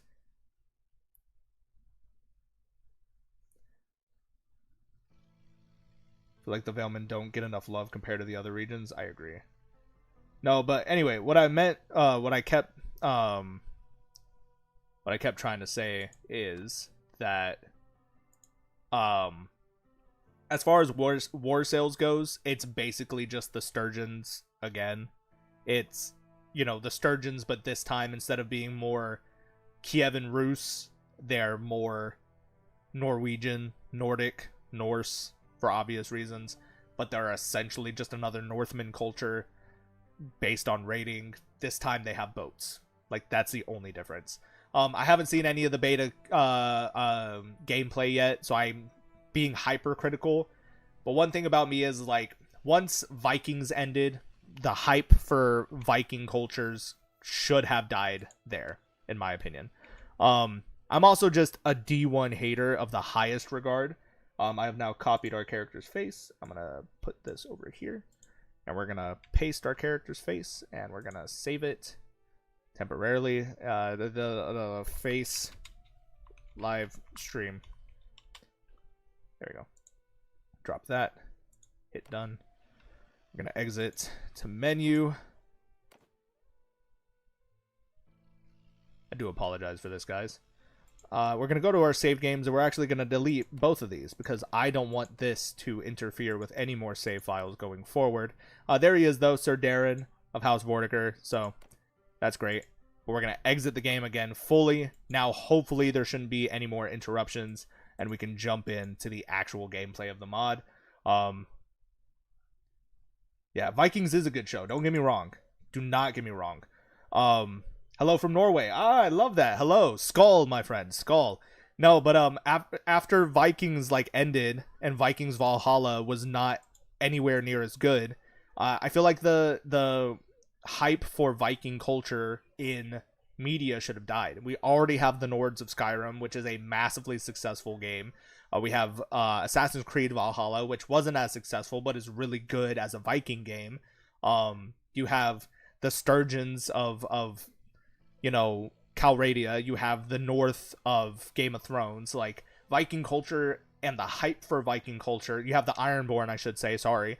But you know, the hype for that Viking culture and the aesthetic of the Viking culture has infected every inch of fantasy and medieval retelling that we see anywhere in the world or anywhere in our current media. And I'm not saying that's a bad thing, but what I am saying is that the Viking fatigue has gotten heavy, especially in my corner.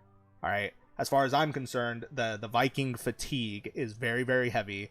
And I'm kind of over it. I feel like all we got with the War Sales DLC is a new part of the map.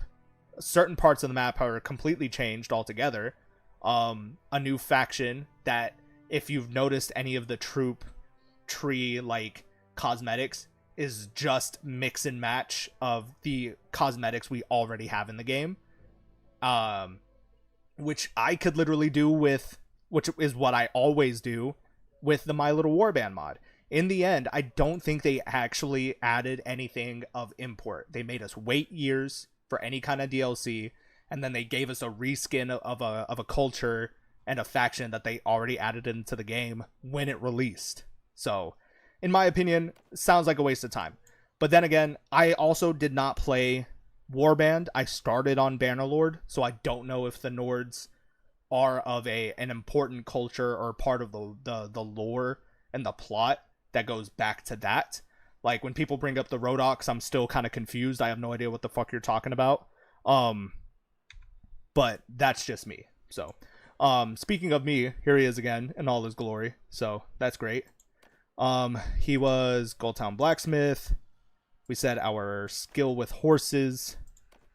We said worked in the village smithy. Trained with the infantry. And treated people well. And we're starting at 30.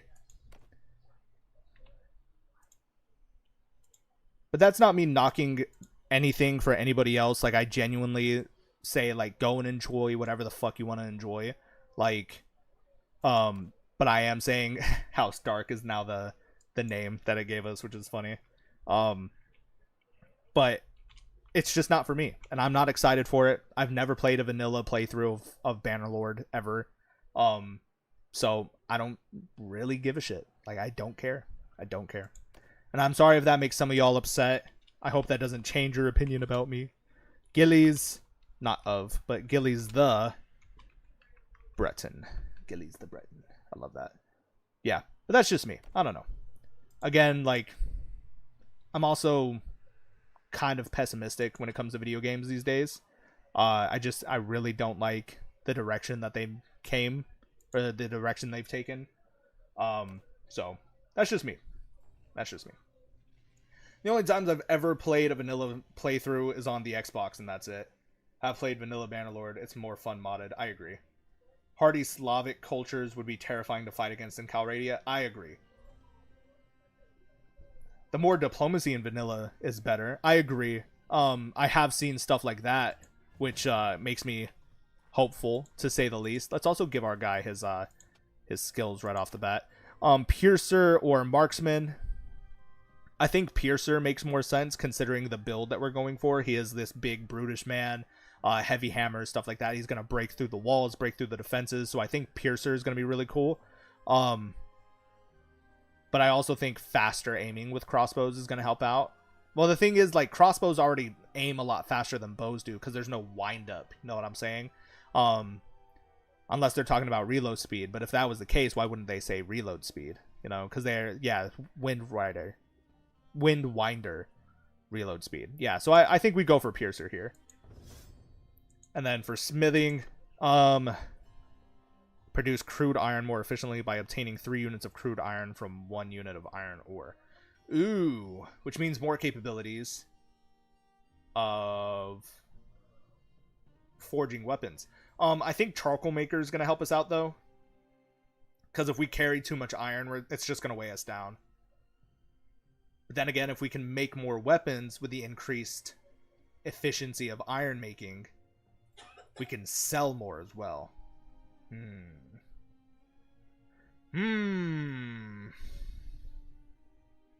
Yeah, I'm gonna go iron maker. Fuck it. I don't care. Yeah. While selling equipment. Profits are marked. Fuck yeah, dog. I'll take it. That being said, we are gonna up two-handed twice, polearm twice. Charm is already up past this. I want preventative medicine as quickly as they can get it to me. So I'm thinking we put one in... Social is 6, which is pretty cool. I'd say we up our vigor twice. Fuck it. We ball. And then we're going to go and give ourselves another +1 to smithing. Just max out smithing right off the bat, and then we can get some shit done. Does this start when the show ended? No. So this starts when the show starts. So pretty soon, once it hits year 300, because right now we're in the 1st of spring in the year 299. I'm pretty sure once it hits year 300, Ned Stark is executed. Fuck.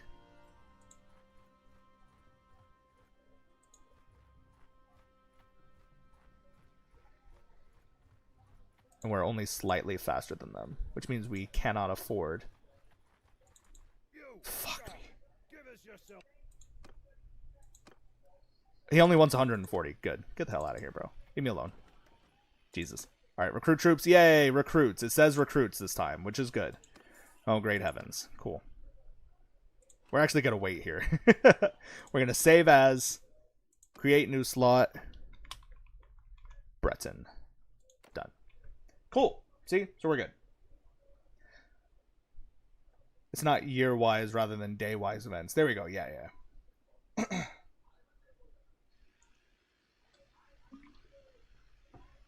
Poor Ned. No, I agree. Personally, like extra charcoal. Yeah. Maybe I should have gone with that, but it's okay. I'm not too worried about it.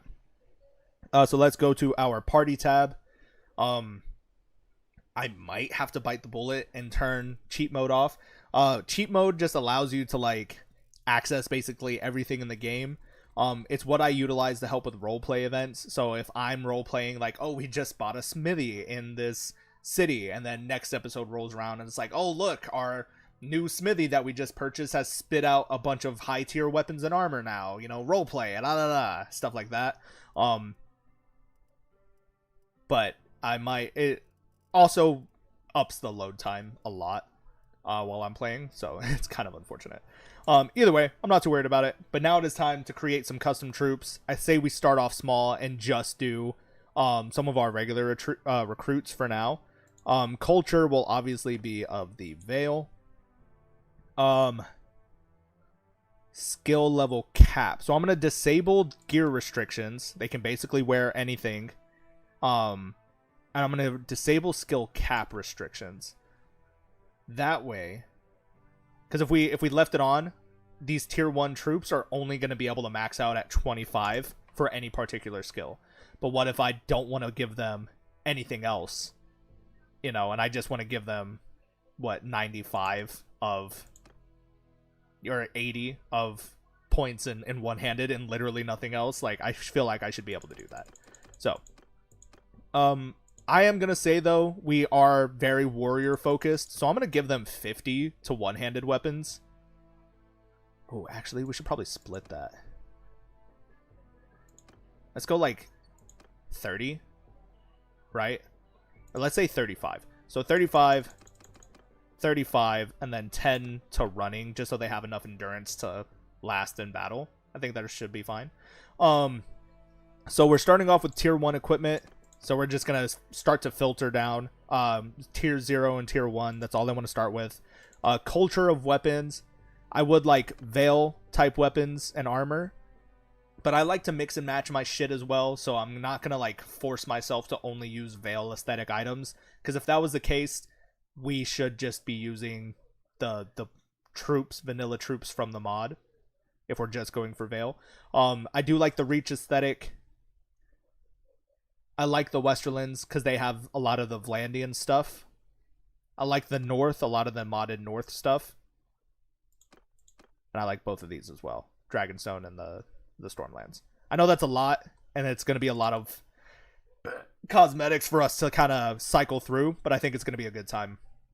So, question is, how do we want the roleplay to match our troop trees?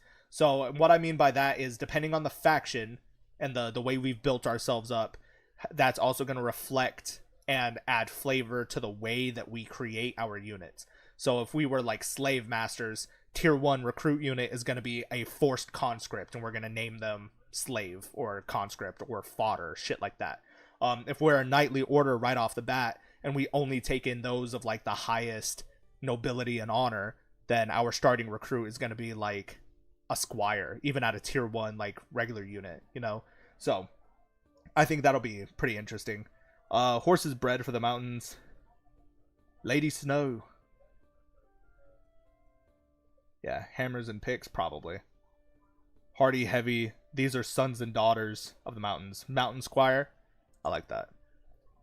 So we're kind of starting off as like, you know, a knightly order right off the bat. Instead of just recruiting peasants, we're recruiting people that actually have some kind of like honor to their name.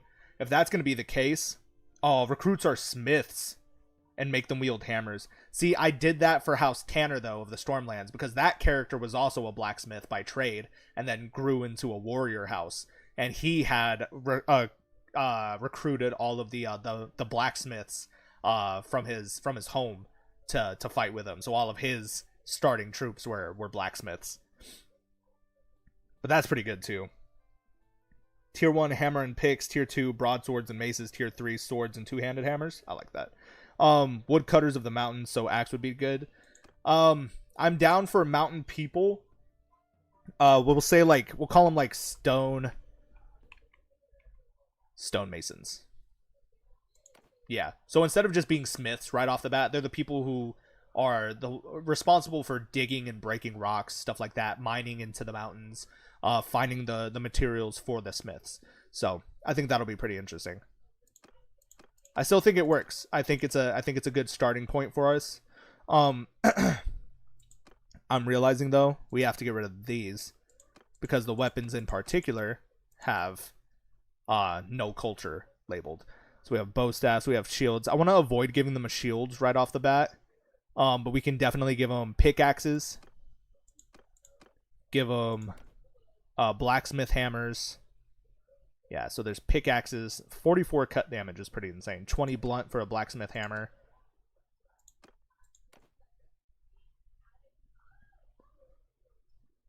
Yeah, there's wooden hammers as well. Scythes would be more for like farmers. I don't want to give them spears right off the bat. But maybe we could give them like a club. Like a spiked club. Yeah. I think a spiked club would be fine. Dual wield blades. That's crazy. I forgot you could do that. We could probably try that as well. That'd be pretty interesting to see. But yeah, spiked club. It's a Bravosi weapon, but it doesn't really matter. Yeah, 35 pierce, swing speed.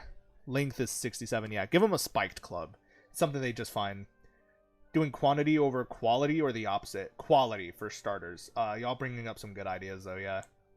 Tier 6 gets sledgehammers. Crag walkers for infantry. I like that. Yeah, crag walkers, ridge walkers. Yeah, those are some good ideas. I like that. Power of the bonk compels them. But they're not overpowered like spears against Cav. Agreed. I like that. The power of bonk. Yeah, I definitely want to see the dual swords. I agree. I've never tried it before, so we'll have to see what happens. I don't want to give them literally anything else. Like, they're not so much fodder, but they're people who like volunteer for the job. You know, we're not out here forcing people to take up arms and fight. You know, maybe we should though. That's my thing. That's what I'm worried about. Because if we start off too low tier, then they're gonna get wiped by every enemy army basically. But we'll have to see. It'll be a give and a take no matter what we do. So start them off with some basic armor. I'm thinking like some cloth hoods. Nothing too crazy. Some like cloth caps. Peasant stuff. You know what I'm saying? Actually, I want to avoid the hoods specifically. I think the thin hide coif is fine. And maybe some of these like smaller helmets. Like this leather studded. And then we'll make one just empty. But I want to reserve the hoods for like, I don't know, maybe we have some kind of like mountain assassin or like crossbowman, something like that. Give them a bit of extra armor. Yeah, that's what I was thinking too. They have some good Northman aesthetics here, some Westerman aesthetics. Y'all know me, I'm a slut for the Westerland's hood. Like, it's such a cool look. I don't know what it is, but I absolutely adore this piece of this piece of armor in the game. If they are miner / pseudo smith workers, it would make sense they wore leather on the day-to-day for safety. Yeah, woodland cape would work as well. I agree. The hoods are a little too, like... Yeah, the woodland cape. That's what I was thinking. I don't want to give them pelts just yet. Not the fur cloak. Nothing, like, super heavy over the shoulders, because then it would make sense if they're smiths. But I do think the, like, shoulder harnesses and then the woodland cape probably makes the most sense. Whoops, that's not what I wanted. So for this one, give them that. Then for this one, give them that. There we go. Just a little bit of basic armor, nothing too crazy. Their chest pieces I like to keep pretty uniform. They are mountain men, but they also work the smithy. So I'm thinking like leather right off the bat. There's a sackcloth tunic, but there's also a leather tunic. I think the leather tunic might be the best bet here. Yeah, leather tunic, since they're stonemasons, smith workers. Yeah. It's giving kind of like peasantry without being like forced conscript either, you know?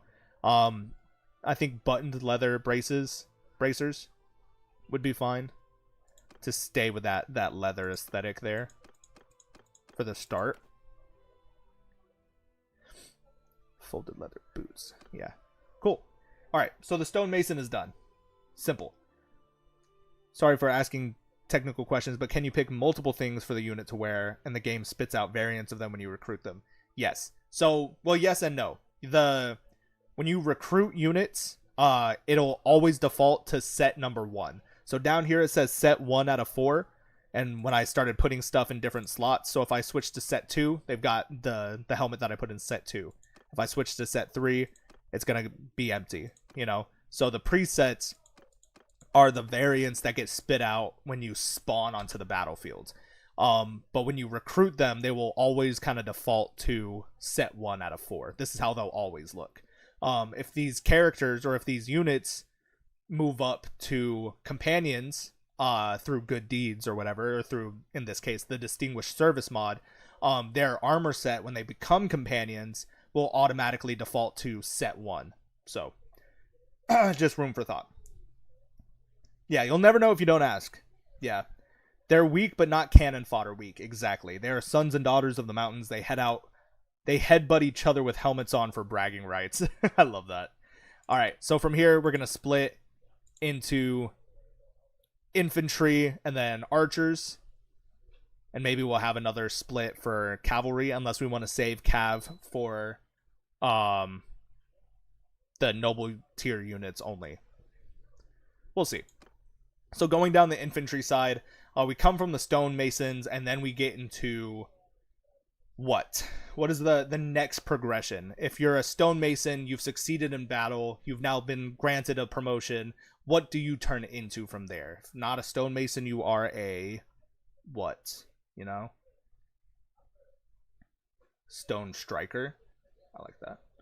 Stone breaker. A veteran stonemason is cool too. Just a clear like progression.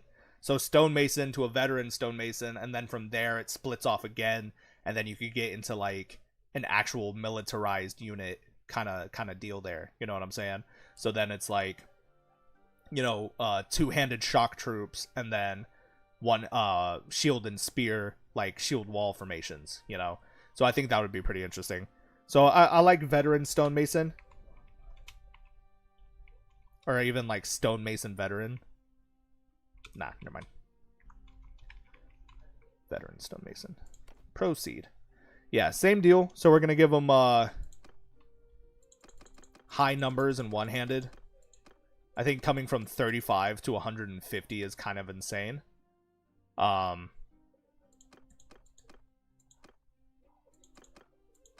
But 35 to 80 makes sense. And then this is when we can start to introduce some like shields and spears. Yeah, but no throwing weapons, not yet. So we're moving on from tier 1 to tier 2 troops and tier 2 weapons. So let's see if we have from leather into mail, which makes more sense, or even just heavier leather armor, which would be fine. Veteran stonemasons, they still kind of need hammers to some degree. Unfortunately, all we have is a Highland spiked club. Yeah. So I'm wondering if we can just kind of skip a step and introduce some heavy hammers in here. Yeah, because they have maces, but they don't have hammers. Yeah, that's unfortunate. I didn't want to get too far ahead, so perhaps not. So if we clear this... Or wait a minute. Clear the culture, but then keep it to tier 2. They should still have high tier weapons. Yeah, under no culture. Yeah, see, look at that. We would have missed out on all of these. Because all of these are marked under no culture. Or not all of them, but some of them. See, like the small spurned axe. Yeah, simple spar axe. That's already a two-handed weapon right off the bat at tier 2. You know what I'm saying? So we would have missed out on that if we weren't paying attention. I don't think they have any hammers, but they have maces. So maybe we'll just settle for maces instead. That might be our best bet. Because otherwise we go from pickaxes and hammers to axes, which wouldn't make sense. So we can go from pickaxes to axes. Yeah. And then from hammers to maces. I think that's fine. Yeah, they made their own maces. I agree. I agree.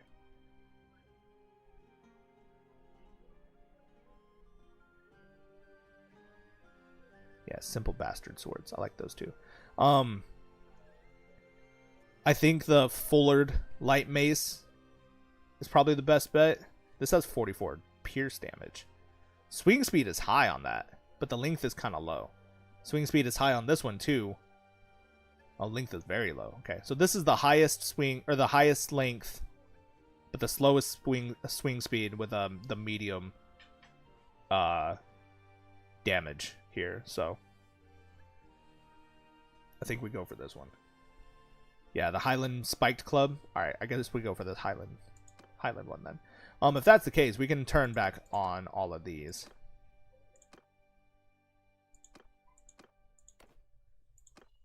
Yeah.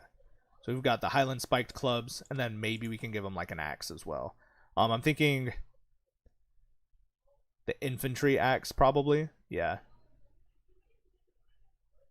Or no, the Norse hatchet probably would be the best bet here. That's fine. Yeah, Norse hatchet. We could start to introduce 1 or 2 units that'll randomly cycle in with spears. Yeah, tall tipped, reinforced Highland. Tall tip 26, 26, 26, 29 for the light lance. I think the reinforced Highland spear makes the most sense here. Yeah. And then we can also cycle in a couple of units that have shields. I don't want the sparring Tarsh. That doesn't make sense. Nothing with somebody else's sigil on it. But the flat heater shield probably makes the most sense.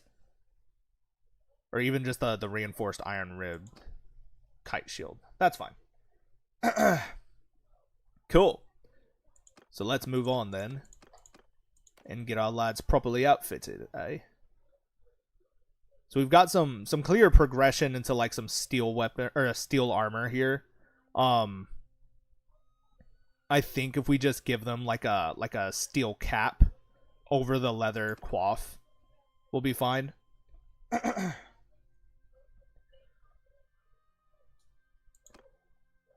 Yeah. And then we can start to cycle in some more armor. Again, trying to stay away from furs. But we can definitely move into pauldrons with cape at tier 2 is kind of diabolical. Northern Gorget, yeah, see it. So it takes athletics to equip certain weapons and armor as well. So obviously some of these are kind of cut off for us. There's the Umber cloaks, which I think is pretty interesting. I love the Bannerlord cloak. But again, some of the cosmetics for the modded gameplay here do not fit well with vanilla, you know. So I think moving on to these 3 variants probably makes the most sense progression wise. So keep them with leather, then it's like leather with chainmail, and then more reinforced mail. Yeah, see? Nothing too crazy. Woodland garments. There's padded leather now, which is good. That's also a clear progression there. Andal robes. Interesting. Excuse me, I'm so sorry. Westerlands Andal robes, huh? Interesting. Yeah, but again, it looks kind of clunky. Not really a fan. Alright, so we'll move on from there. 16. 18 sleeveless padded coat. Yeah, and it matches the leather too. So you see that clear progression in the armor. Okay, so there's no hand or foot armor, I think. We could give them like mail for sure. Or even the northern militia boots should be fine as well. But they can level up their foot armor. That's fine. Cool. So the veteran stonemason is there. Ugh. And now we're going to start to split again into 2 more unit types for our infantry. There's going to be spear and shield, and then there's going to be 2-handed weapons and throwing weapons for line breakers and heavy skirmishers. So, or shock troops, I guess. Skirmishers, shock troop, whatever. So we're going to add 2 more splits here. I would like to start with the shield wall infantry. So I'm thinking we can call them like Stone Guardian? The Stone Guardian? Like one worded. A Stone Guard. Stone Guard. Instead of Stone Guardian. It kind of... Stone Guard is just shorter, punchier. Like the strike of a spear, basically. Moon Guardian. Stone Guards and Cobble Makers. That's cool. Stone Guard. Yeah, there will be consequences. The Queen is coughing and you didn't check on her. How dare you, Lord Commander? Are you okay over there? The chat is saying that you're coughing over there and I didn't check up on you and that there will be consequences. So I'm checking up on you. No, it's fine. They can't hear it. They're fine. Yeah, she's okay. Mind your business. No, it's okay. It's okay.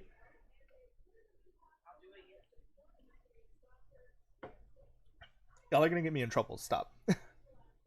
Stone Guard Macemen or Stone Guard Spearmen. That's true. I like that. Well, my thing is, I went with Stone Guard for this one because they are going to be part of the shield wall. So it's going to be shield and spear. Whereas the next unit would be like stone something else, I guess. Stonebreaker. Stonebreaker. I think that'd be cool. So it's the Stone Guard tree and then the Stonebreaker tree. You know, 2 very distinct and different units. And then you can get into like Mountain Guardian as like the high tier unit of the shield wall, and then the high tier unit of the shock troop will be wall breaker. You know what I'm saying? So I think that'd be pretty cool. Some more chainmail. I agree. I would love to think that the Errands are thinking High Rocks are uncouth and they start fighting like an hawk, trying to fight a pissed off goose. Hell yeah, dude. That's funny. I actually like that. No, that's absolutely cool. All right, let's see. Cap should be called the Iron Knights. I like that. Iron Knights is pretty cool. Yeah, I like that. All right, so we've got... Fuck. We said one-handed polearm. So at tier 3, we can get pretty high up. I'm thinking like 105 a piece.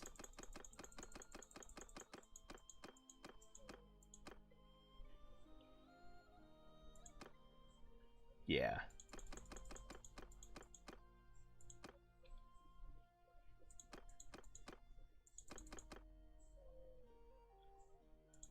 There you go. That seems pretty balanced. I like that. So we are on to tier 3 now, so let's move on. This time around, we're going for one-handed weapons. I think we should go for swords. Because swords offer the most mobility and the most range of attack as well. In pairing with one-handed, with shields and like spears and shit. Cut damage would be for the broadsword, but for overall well-rounded, because this is only 79 length. This has the highest length, second highest swing speed, and second highest cut damage. So I think the iron arming sword is what we're going to go with. Every single one of these units will be stacked up with some spears. Hook spear, knight lance. Yeah, for damage, we're going for the knight lance. And then for shields, everybody's getting a shield. I don't want a Pavis shield. I don't think that would make a whole lot of sense. It would look cool, but I don't think it would make sense. I think the kite shield is probably what we're going to keep up with. And then that'll be it for this armament. For armors, yeah, steel would be more of the knightly fancy order status. I agree. That'll be reserved for our higher tier troops. I do want to give them some clear armor progression here. Because they have a shield, they're going to need less body armor. That being said, I think we can get away with giving them like these curvilier helmets without like the extra padding. That way they don't look too bulky. You know what I'm saying? Yeah, just clear progression going on here. Give them some heavy shoulders. Yeah. There's a couple of options here. We're starting to run into some options.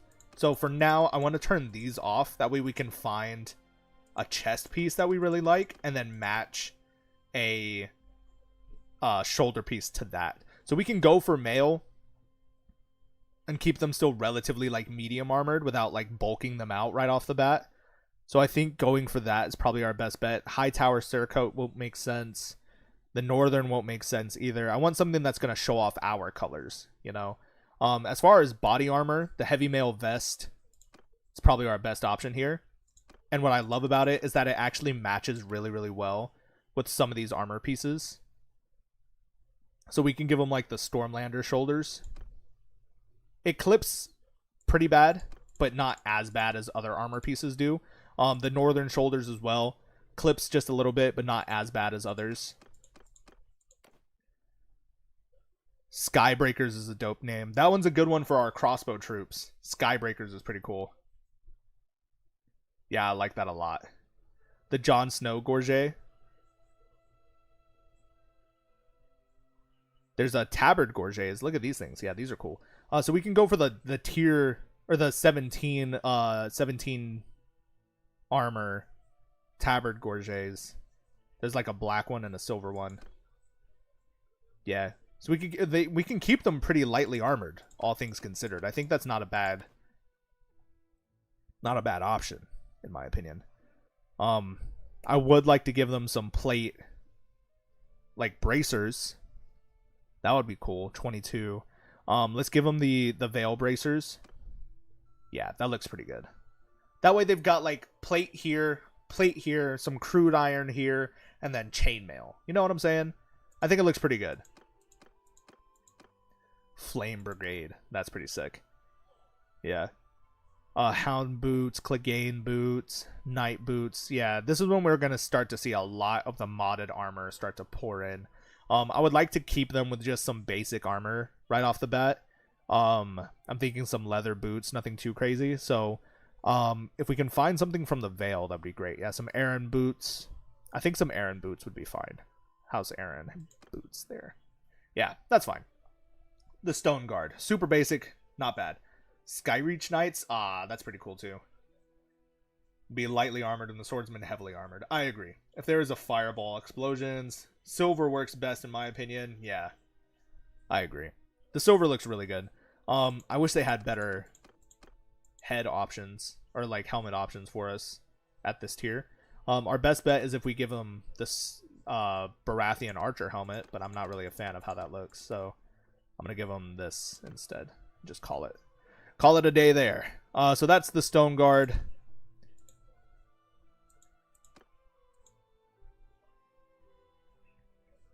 And then what else did we decide? There were some other options. Hold on, let me see. Skybreakers, we said that. Shock Troop. One set of throwing axes or daggers. Yeah, short swords. Stone Guardian. Steel Breaker. Yeah. That's pretty cool. But remember, these aren't the breakers. These guys are the shield wall. Stone Guard Sentinel is also really cool. Yeah. I like Stone Guard Sentinel. I think that's pretty cool. So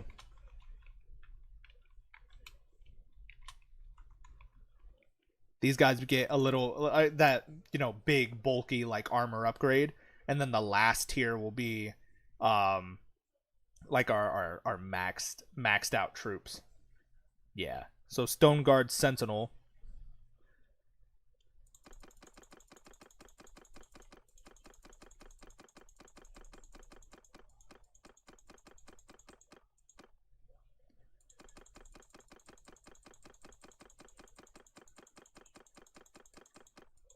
Deep, doop, doop, doop, doop.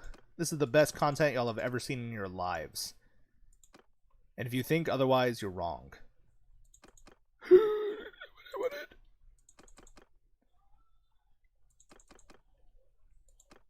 we go. Yeah. Yeah, I like that. Cool. All right, so we're on to tier 4.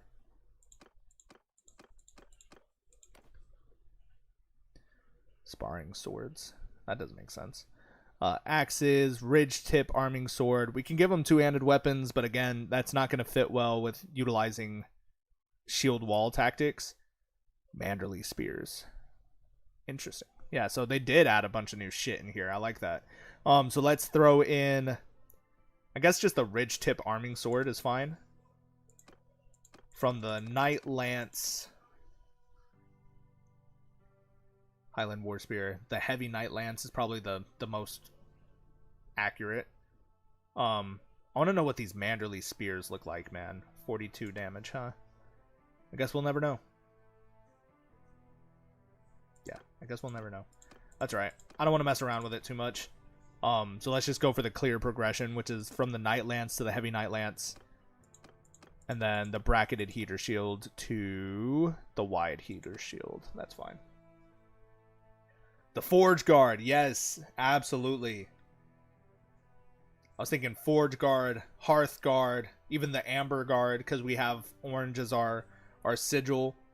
So one of those. I think the Forge Guard is also really sick. Stoneheart Knight. Ooh. Oh yeah, from the Stone Guard Sentinel to the Stone Guard Knight would be pretty cool as well. I think that's a really cool idea.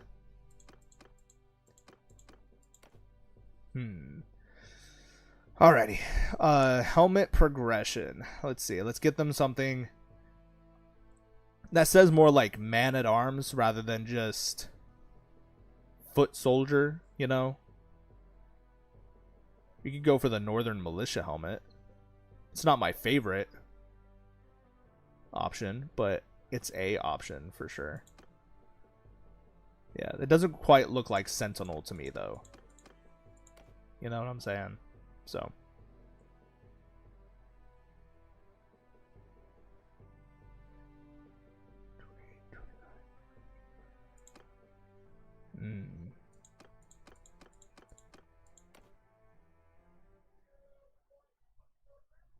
Amber Guard. Yeah, you're right. You're right. Seems more like a noble troop. I agree with that.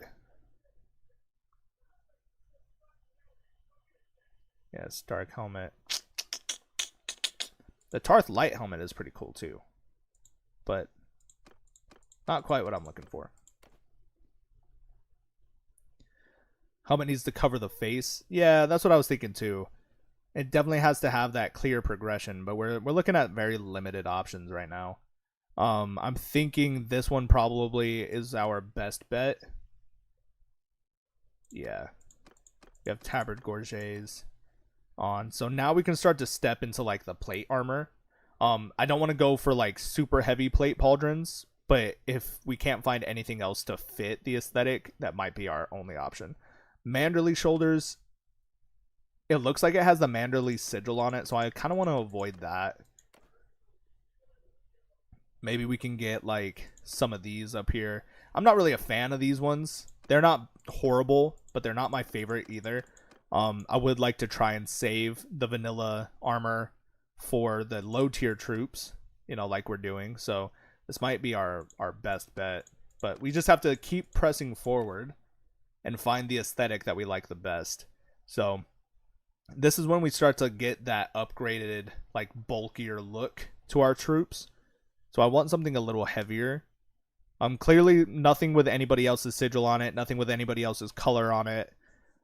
They have beige gambesons. These I like, but I think we could save these for our crossbow troops. The male shirt is pretty cool, but I think we can pair it up with something a little heavier. So 32, 32. Yeah, and then 34. My issue is that tartan, because I don't think it changes colors. I think it stays green. That's my only concern there.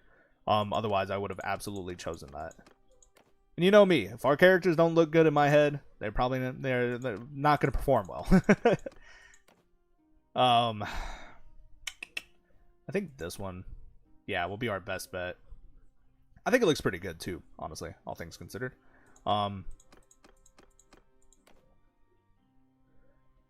Casterly Rock, House Manderley. I think we can keep the ones that we have on. Yeah, because there's Night Gloves, but I want to save those. Vardis Egan, Manderley Steel. Yeah.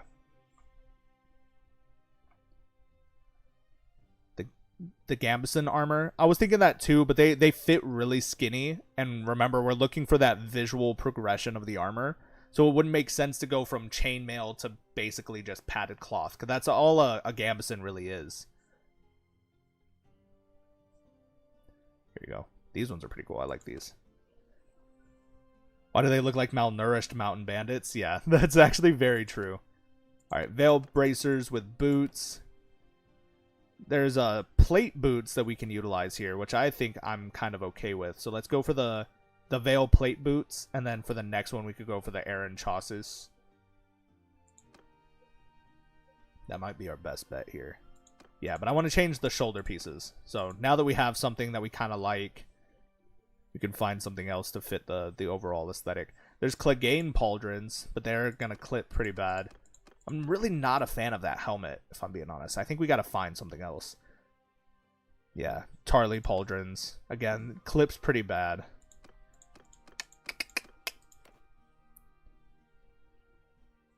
Tarth shoulders, Glover pauldrons. Yeah, Celtigar Knights, Celtigar Leather. Yeah, again, they're all just going to fit really, really small compared to vanilla armors. I think our best bet is to go with the plate pauldrons, just because they're big enough that it gives you that bulky look. And it covers the vanilla armor. I think this looks really good, honestly.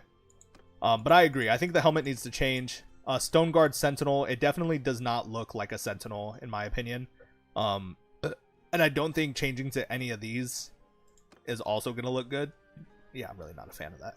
So what I want to do is I want to introduce a couple more cosmetic schemes in here. I really like what they have in Lorath, Kohor. Yeah, and I think that's it. I think those are the only two that have other, like, knightly helmets. So if we search here, yeah, see, like, there's this ornate helmet, which is pretty cool. Here, hold on. Let me try this, because maybe I'm just missing a few. Let's go ahead and get all of the SOC in here and just kind of take a look through what they have, because I know some of them have some pretty good knightly armors here. So, like, there's the steel cap, a knight cap. It's literally just a knight cap from Pentos. Again, not really my favorite. If given a flat helm, all right, maybe. Yeah. And by flat helm, do you mean like this, like the knight cap? Like it's kind of like squared off? Yeah, something to headbutt with. I agree with that. I think that's a pretty good idea. Again, I'm really not a fan of that look. If we drop it down one tier, I wonder what other options they're going to give us. I mean, they have this helmet with the face guard, which looks like a clear progression. That one's not bad. Like that's not a bad look. Full bucket helm, yeah, right off the bat. Here, so what happens if I go to tiers 3 and 4, but then I clear all of these? What options are they gonna give me? Let's see. Let's find out. It's gonna be a shit ton of options. So this is both tiers 3 and 4. These are all vanilla, vanilla, vanilla, vanilla. There we go. Now we're getting into some of the modded stuff. Yeah, the nightcap, Aaron Archer. There we go. So the crown lens is again one of those aesthetics that don't have their own culture tab. So I would have to just completely negate all the culture filters and to be able to find these. So we've got a couple of options there. The Dane kettle helmet is also really cool. So there's that thing right there. That's a pretty sick aesthetic. The armor does, or the metal material does not look. But yeah, the high tower helmet I agree with as well. So I like this one.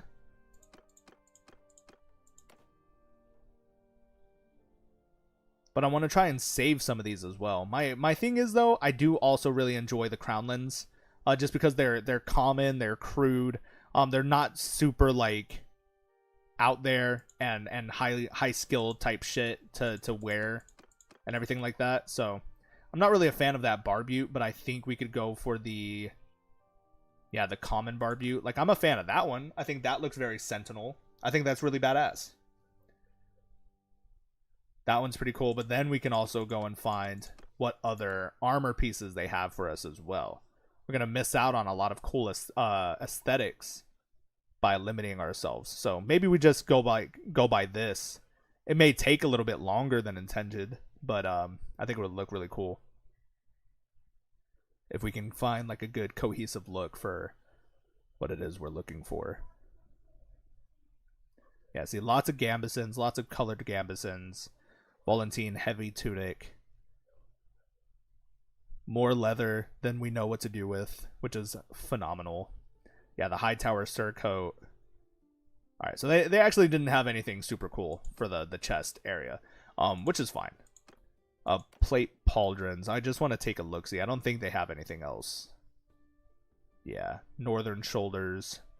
The plate pauldrons is what we currently have equipped. Yeah. Tiger cloak pauldrons. That's interesting. The ironborn stuff here. Yeah. And then there's some crude pauldrons as well. But I like what we have currently equipped. I don't want to mess with it too much. So we're going to move on. I think that's a really cool look, honestly. If I'm being honest. I think it's a really, really badass look for this character. And then lastly, we're going to get into it. I think we said, what, the Stone Guard Knight? Yeah, as like the highest tier unit. What did we do last time? 185 apiece? Yeah.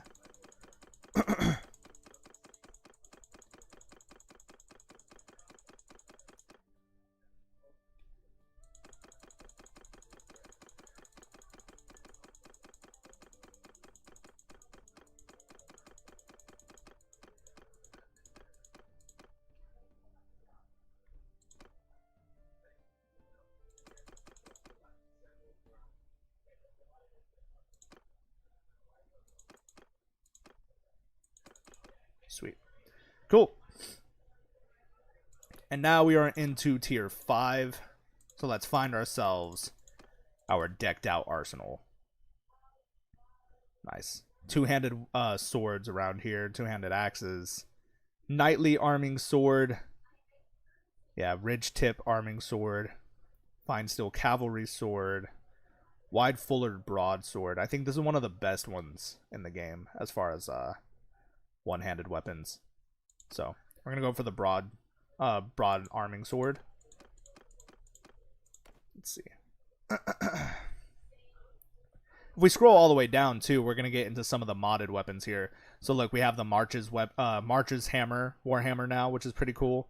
A couple of modded swords, Manderley tridents. Yeah, Lyseni swords.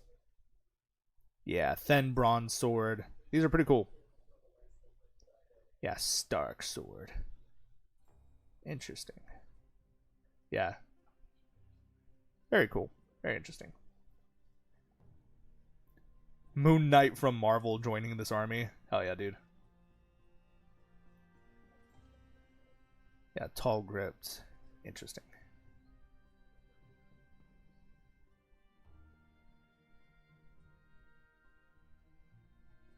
Alright, what was I looking for? Fucking spears. Jesus. Lord Commander, you've lost your mind. That's cool. The Lorathi sword. Yeah, I can't wait to utilize the one-handed hammers. Maybe we should go for the hammers instead then. What do y'all think? I think that would be pretty cool as well.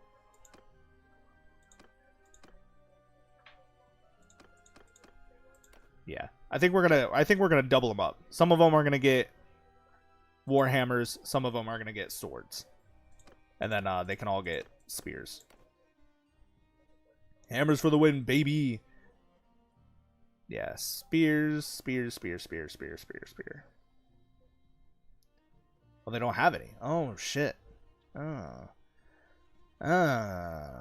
only other option is if we get a Manderly Trident, but I don't want that. I don't want that. That sucks. I guess we just stick it out with the spears that we currently have equipped and call it for there. Shields is the next progression piece here. From the wide heater shield. Oh, that's it, actually. Alright, I'm okay with that. As long as the armor starts to progress. If the weaponry doesn't, that just means that we've run into the, you know, kind of like the end of the list for cosmetics or whatever. And then we can start to give our high tier troops high tier weaponry. So if we're going from a barbute into another helmet style, so this is the barbute, and it's kind of coming from like that clear progression of, like, you know, a cap, like a leather hood, into a steel cap, into a steel cap with a nose piece, into the barbute, and then once more into ABCXYZ. So if we can find a stronger barbute, that would be great. But there's definitely lots of options here. The Manderly Sallet is pretty cool. The Blackwood helmets are also really badass. Yeah, Celtigar helmets are not bad. Mirish helmet. Mirish helmet looks cool too. Yeah. Umber helmets. Yeah. She's good. She's good. Yeah, the Baratheon Barbute is also really cool. So we could go for the Baratheon Barbute. But then you've got these bad boys. Oh, the Ornate Barbute. Damn. Yeah, I think we're going to go for this one. Because that's that clear progression. Sentinel, Stoneguard, Knight. That looks like a knight right there. That's pretty cool.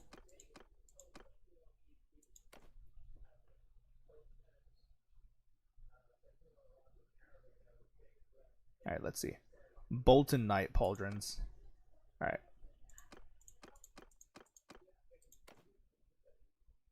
Yeah, they don't have a whole lot of options here, which is going to make this decision a bit easier for us, in my opinion. We have the Mountain Pauldrons, which is cool. Loras Tyrell, the Hound. The Hound looks pretty good.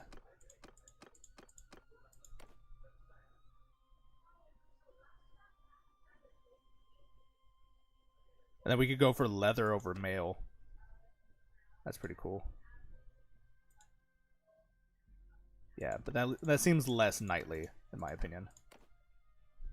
That might be a elite tier. Like low tier, but elite. You know what I'm saying? Yeah.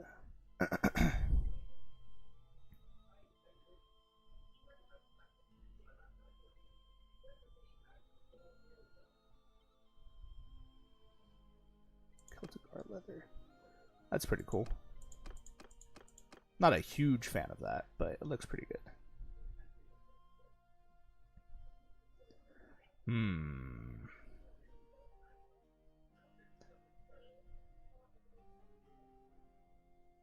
Damn you guys! This is exactly what I wanted to avoid.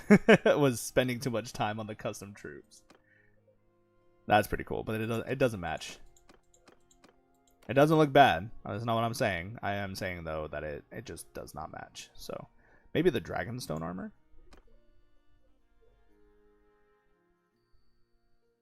Alright, that's pretty sick. That looks pretty sick. I like it. I like it a lot. Giant hand wraps. Yeah.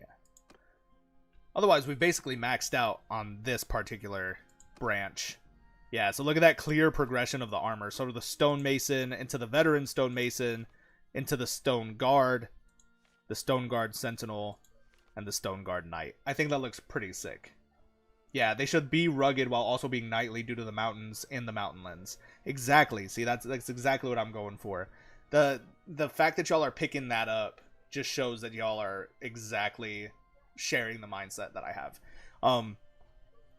But it looks so good. Like it's both rugged and knightly at the same time. So it shows like that, you know, clear progression, that veteran of multiple battles without being like, yeah, I'm just, you know, I'm the best of the best, you know, and like the heights of knighthood that you'll never be able to, you know, achieve or whatever.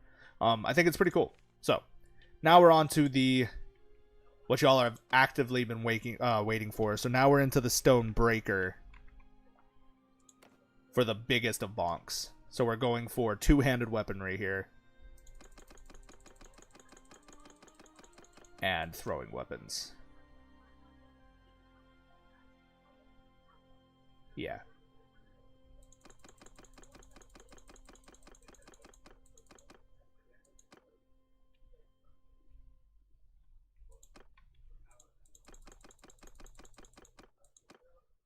Whoops.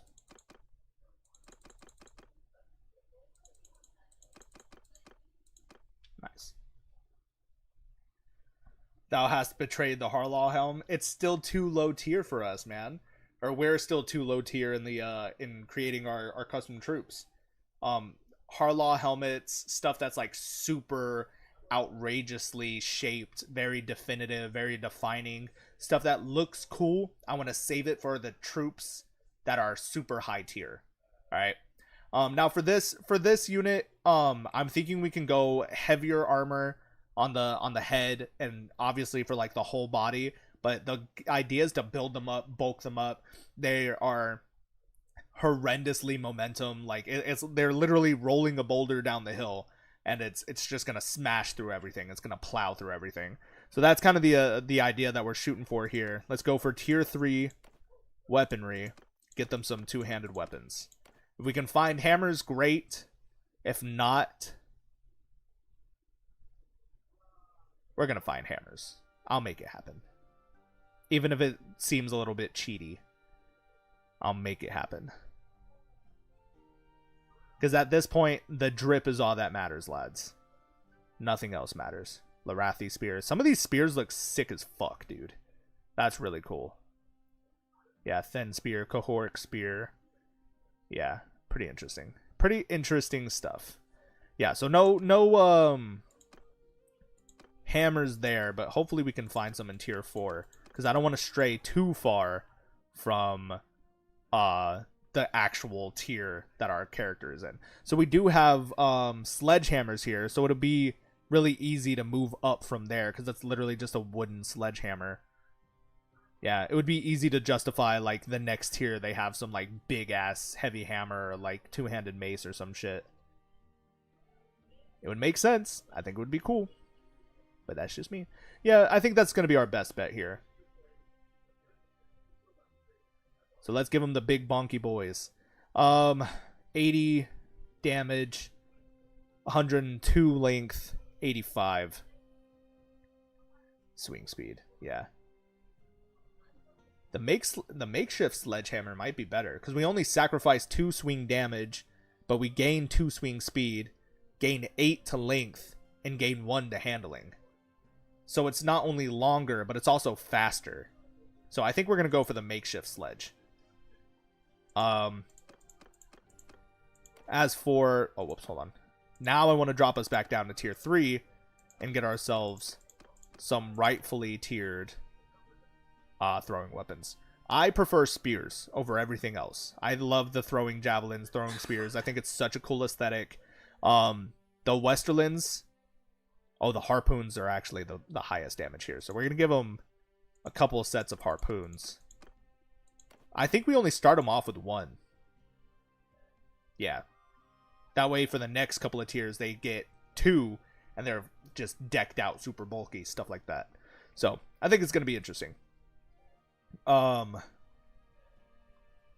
being said, we are now on to the arming of the lads. I want them to have their faces covered for this one. I think the clear progression here would be super strong helmets. For sure. Oh, shit. Sorry. Getting a crick in my neck. Nothing too crazy. Alright, let's move up one more tier and see if we can't find something pretty cool to throw on here. Or maybe we can move down a tier. Right? So let's go to like tier 2. Or no. I know what I'm looking for. Sorry. I know what I'm looking for. And I know y'all know what I'm looking for as well. You know exactly what I'm shooting for. Because we're going to find it literally right here. Yeah. The crude barbute. Look at that. Fuck yeah, dude. Drop back down to tier 3 and give us some body armor that makes sense here. Big and bulky is what we're shooting for, lads.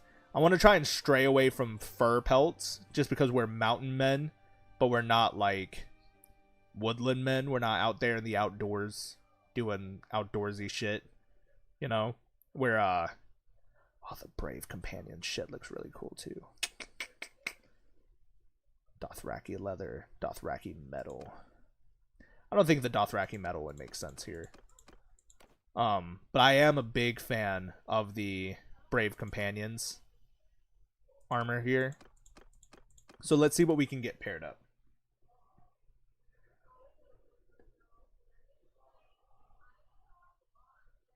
Heavy mail. I want to stray away from mail here. Maybe we can go for like the leather armor with iron plates.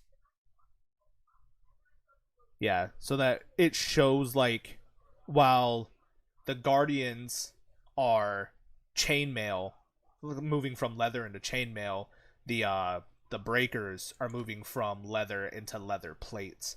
I think that looks pretty good, but I want to see if there's another shoulder piece that's going to fit a little bit better with that. So maybe we can find like this one right here.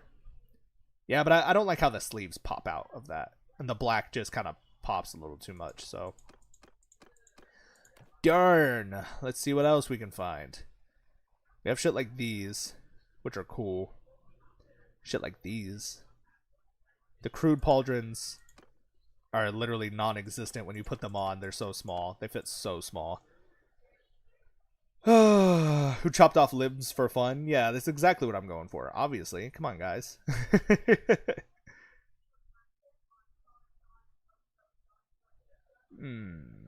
Yeah, I think the Ironborn might be our best bet here. But I want to test out like one of these as well. Yeah, I don't like how that clips. I'd be okay with that, but I don't like how it clips on the shoulder. So I think if we go for the Ironborn heavy plate, it's just going to sit comfortably over on top. And I think that fits pretty well for the aesthetic. It looks very like rugged, rudimentary, but it also looks like if you were to try and hit them with your sword, they're just going to glance off of it and they're going to be like, they're just going to continue to walk into you. Like imagine that. You're just getting walked into by this moving tank of a man, basically. But let's give him some pretty heavy pauldrons as well, or bracers. So, I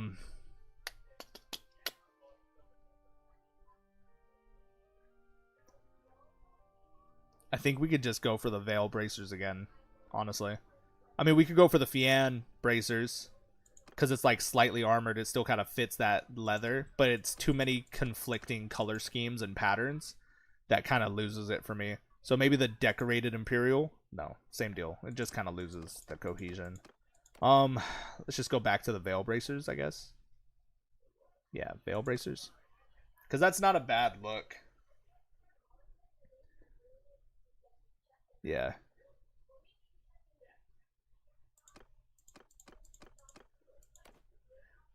Nah, we're gonna go for a heavy mail on the arms and hands, I think, for this tier. So let's go mail mittens. There we go. I've kind of lost interest in this armor piece now. I want to see if there's something else we can utilize. The heavy ring mail would be interesting, but I'm not a fan of that pattern. Difficult.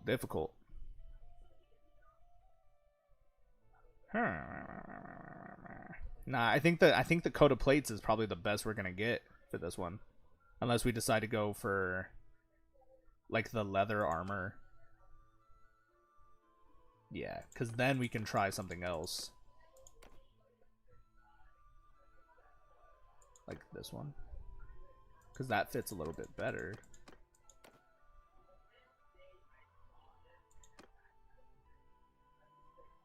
That fits pretty well. It still kind of clips on the shoulder, but it fits better than the last one.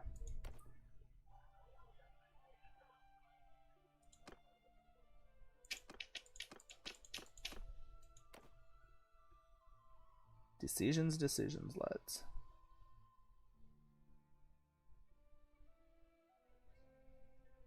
Stone Executioners is sick as fuck. That's a good idea. I like that. I like it a lot.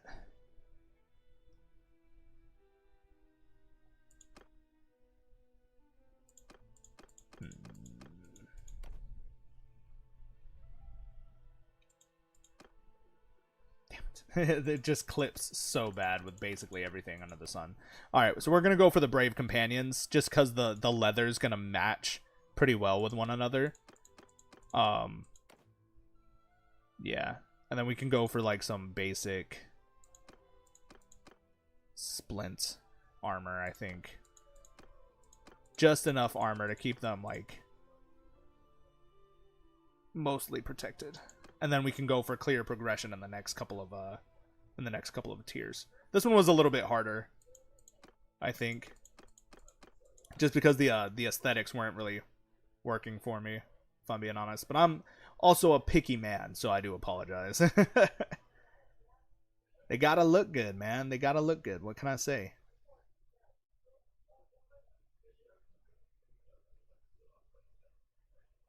Yeah. So many options. So many options. Yeah. That's fine.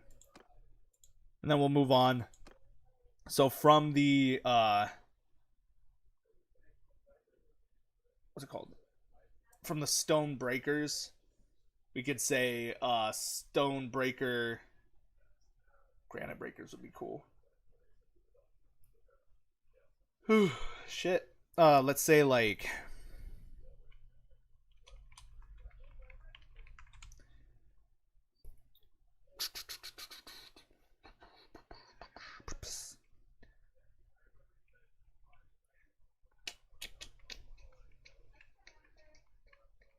from Stonebreaker to Wallbreaker.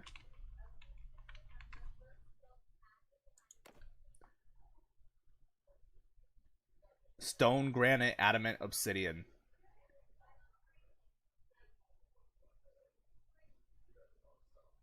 Interesting.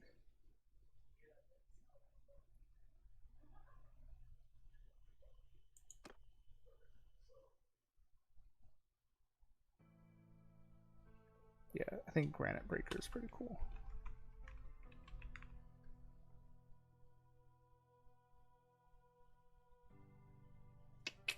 I'm gonna keep Wallbreaker for now. I think Granite Breaker kind of fits for a little more high tier. That's not what I wanted. Whoops. What did we do last time? 125 apiece? Alright. So now we're shooting for like 200.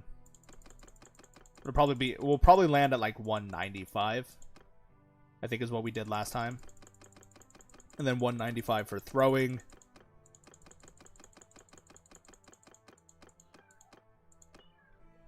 And then max out our athletics.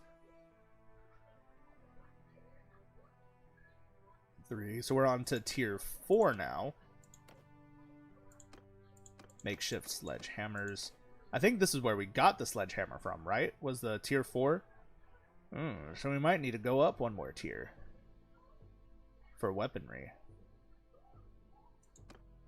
Yeah, we'll go into like tier 5. Or no, if we stay in tier 4.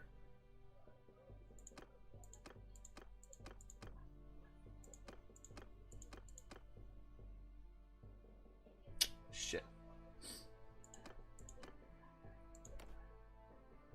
Yeah, because then we can give them two-handed axes. Darkstone Executioners, that's cool. Yeah, alright, let's move into tier 5 and see what kind of two-handed hammers they have for us there. Two-handed hammers, two-handed maces if they have them. I'll literally take anything. Yeah, they have the Dragon Glass Axe, which is cool, but not quite what we're looking for. They have the one-handed hammer, but again, not quite what we're looking for. So I think if we just settle on the zone 4, right, we go from the Stonebreaker to the I think Executioners would be fine.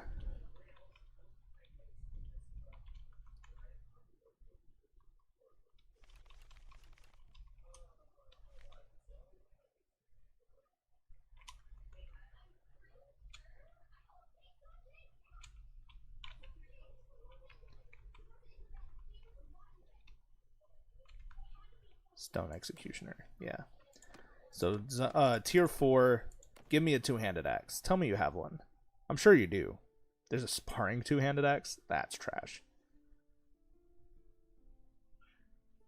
I don't know if they actually have one, actually, in this tier.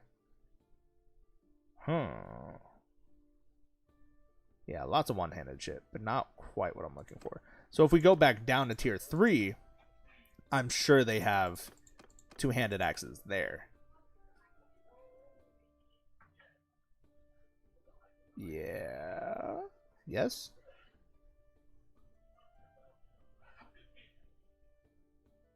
Oh, I guess not. Guess I'm a damn dirty liar. I guess we have to go up to tier 5 anyway then. That's unfortunate.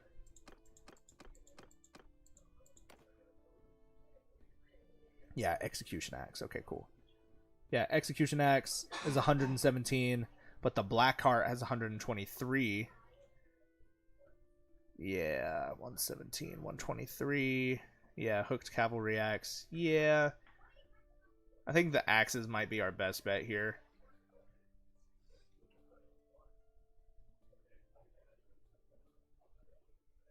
Yeah, okay. 81 swing speed. 77 swing speed. 78. Yeah, so I think the Executioner's Axe is probably our best bet here. Because now we can drop down to tier 4 and give ourselves some better throwing weapons. And we can outfit ourselves with extras.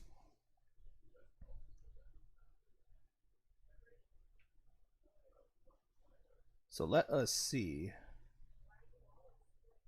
So the harpoon is what we currently have equipped. The hooked javelin becomes the next best. So now these guys are going to get 2 sets of throwing javelins. Beautiful. And now we can give ourselves some better equipment as well. So if we're going for big, heavy, covered face helmets, yeah, we might have to go up one more tier. And I'm okay with that. So let's go back up to tier 5 and see what we can find. So from the crude barbute, let's scroll all the way down to some of this modded armors here. Nothing too crazy, nothing super exotic that would seem out of place for the Veil. You're good. Do your thing. The Umber helmet might be pretty cool. It's a little different. I don't want to use the Baratheon barbute because I feel like that's too high tier. And same thing with these. These ones are cool too, but again, I think they're too high tier. So we might have to go for the crude Spangen helm. Yeah, because then we have these knight helmets too, but I want to save these for for like our cavalry units, because those make sense. This one is a little too exotic, not quite what we're looking for this particular tier. I also really love like the Reach helmets and the Stormlander helmets. So the fact that we haven't utilized them yet is a little sad, but I think we can use those for crossbow units, because that would be cool. Yeah. So I think we go for the crude Spangen helm. We could utilize these for our actual like cavalry units, stuff like that. Yeah. Go for the crude Spangen.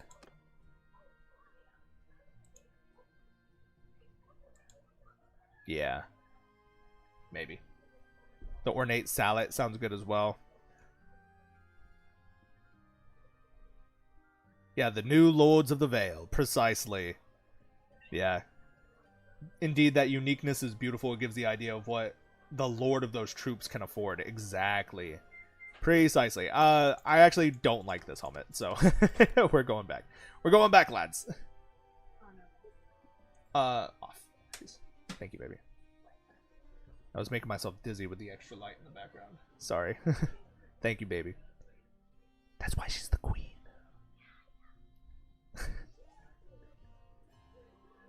She's silly. Yeah, I think the ornate closed helmet would actually work best here. Because I'm not really a fan of this one. It'll be cool, though. Be interesting. But I think we go for this one. Yeah.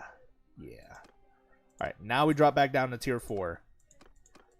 And finish this shit. Golly, I'm so sorry, you guys. I hope y'all are actually having fun. Y'all really seem to enjoy the creative process of some of this. But I know this is what I spend hours doing when I'm coming up with a new build. So y'all can also see the frustration as to why that's actually pretty badass. Why I would go through all of this creative process and then get like 200 views on a video. You know, it's kind of disheartening. Not blaming y'all by any means. I understand that sometimes I make content based off of what I want to make. And I don't really give a shit about like most metrics, but there are times when I'm like, damn, you know, that sucks. But alas, it is what it is. It's also why I enjoy live streams. Y'all are my captive audience. You have no choice but to watch if you want to be involved. Clearly. That's an awful way of thinking about it, but... oh, Lord. Alrighty, moving on. So we're coming from the leather. We want to try and find plate armor for these guys. They need to be heavy, heavy troops. Of course, there's nothing. There's literally not a single plate in this. It's nothing but chainmail and like leather and more leather. Shit. Alright, it's fine. I love that for myself. Alright. I'm thinking if not visually heavy, then probably like, you know, statistically heavy. We could probably go for this one. That's not no, never mind. I take it back. I don't like that. I don't like how that looks, lads. Don't like that one. Yeah, and I'm not a fan of these gambesons because they look just way too skinny. Oh, darn it, man. Yeah, we might just go for the heavy mail, low-key. Heavy mail, bronze scale vest over gambeson. It's only 28 body armor, though. The Highland scale might fit pretty well. Master-crafted southern armors. Yeah, nope. Not a fan of that. It fits pretty well, like, without clipping, but aesthetically it does not match literally at all. So, what about the bronze scale? That one's not bad.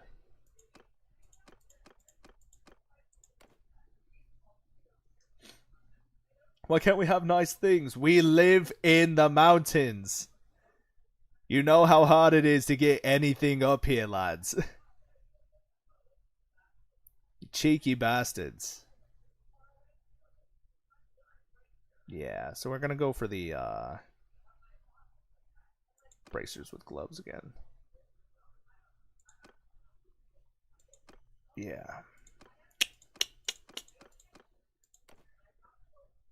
It's not the best, but it does look pretty good. Oh, damn. I need their athletics to go up a little bit higher. So they need 120, which means we are going down by 5 in both of these to contribute them here. Yeah. For the plate boots. That's fine. So the Stone Executioner. Not too crazy, but pretty good. And now we're on to the last one. What was the last unit here gonna be? We have the Stone Breaker, the Stone Executioner, and then what else? That's what I was thinking too. All right. Before we move on, then, I agree about the chest piece. So let's go to tier 5, find ourselves a better chest piece, because it does look really mid. I agree with that statement. See, so now we're getting into some of the plate armors that I was looking for. My thing is, we could also go for this. No, because it's still too light. Remember, we're trying to make them look bulky. This is tough, man. This one's kind of tough. That's only 30 armor, so I wonder if we can drop back and give that to the previous tier as well. Because at this point, the stats of it aren't even that great to quantify that it's like, oh, you know, it's too overpowered. It's 2 tiers higher than the actual troop itself, you know? Which is what I was trying to avoid in my brain. My smooth brain noggin. So, Celtigar armor looks pretty good. Also, kind of mid, in my opinion. Damn. Yeah, we might go for... Damn, dude. Help a brother out. Where are you? And I'm so sorry. 34, 36. Yeah, in the end, the options aren't the greatest. What does this Skagosi armor look like? That's pretty cool. That looks pretty cool.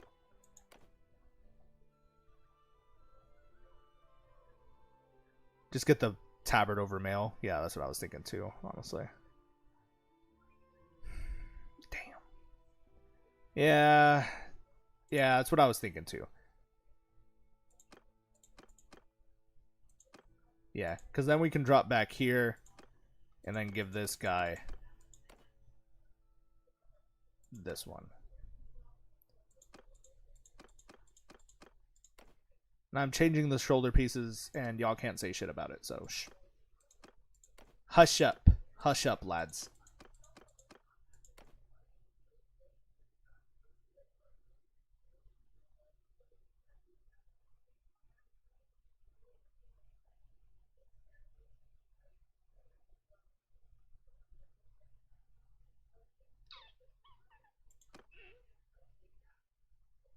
That's fine. I think that looks pretty cool. Not bad. Some clear progression there. Yeah. Cool. See, so now we're into the tier 5. Jesus. I'm only an advisor of the council, my friend. Like, maybe. This is literally my feeling right now. No, I get that. Yeah, I agree. I have my chemistry mid-year on Monday, and here I am chatting with a streamer on YouTube. My bad, bro. My bad. All right, tell me again. What was the name of the elite tier troop here?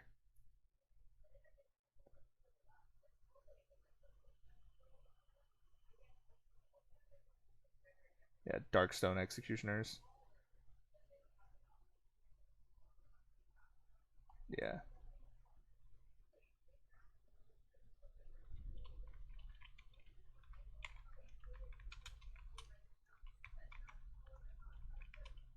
Yeah, Darkstone Executioner. Sick. All right, cool. Oh, that's not what I wanted to do.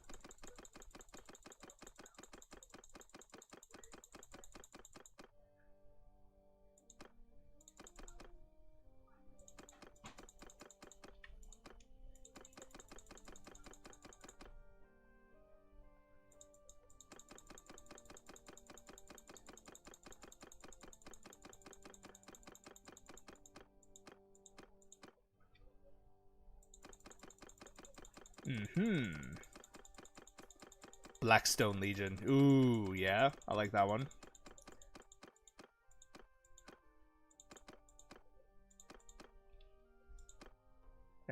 Interesting. Cool. So we're on to tier 5 now. I really need us to get some hammers up in here. So as much as I like the execution axes, let's skip a tier and see what we've got. Heavy executioner axe. That's pretty interesting. Some pole arms. Some two-handed swords. I would like to avoid the two-handed swords for this particular build. Or for this particular unit, I should say. I do like these halberds. I would love to introduce some of these at some point. That would be cool. Maybe some like high-tier troops. Oh, yeah. There's Valarian axe. There's Valyrian steel weapons. I want to avoid those as much as possible. There we go. There's a two-handed pole hammer, which is cool. Durandon's Grief, that's a one-handed hammer. Spiked pole hammer. The Dane mace. The War Scythe, that's a two-handed weapon. It's technically a two-handed axe. Yeah, there's Gendry's hammer. Ooh. 158 blunt damage. Damn, they got some options, man. That's crazy. I want to avoid Robert's Warhammer. I don't want to outfit like our regular tier troops with legendary style weapons. I would rather give these guys like weapons that make sense that their troop type would have. So I think a sledgehammer would be fine here. I think the sledge is fine, but then we can also introduce some of the war scythes. Those were cool as well. Yeah, two-handed war axes. Fine by me. Drop it back down to tier 5. Let's see if they have any throwing weapons. Because if not, then we can just keep the hooked javelins.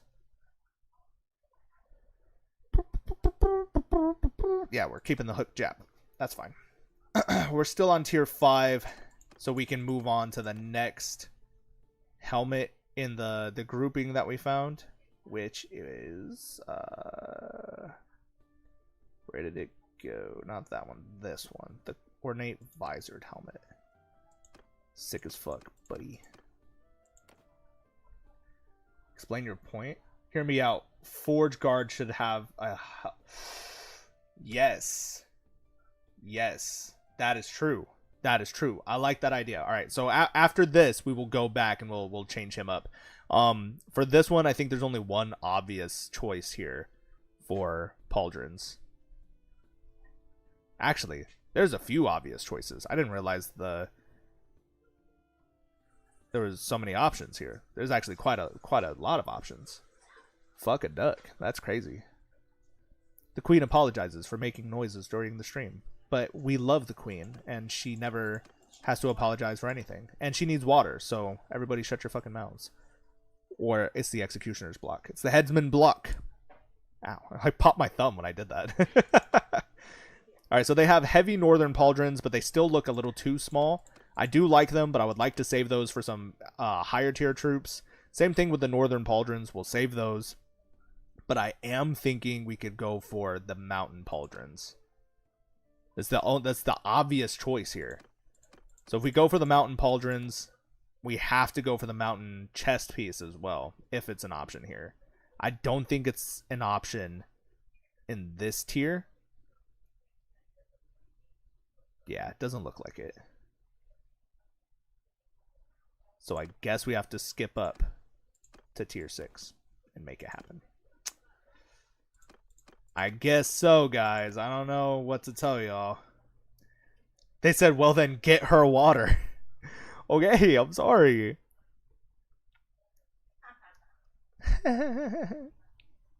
She's over there laughing at me. See what you did? See what you did?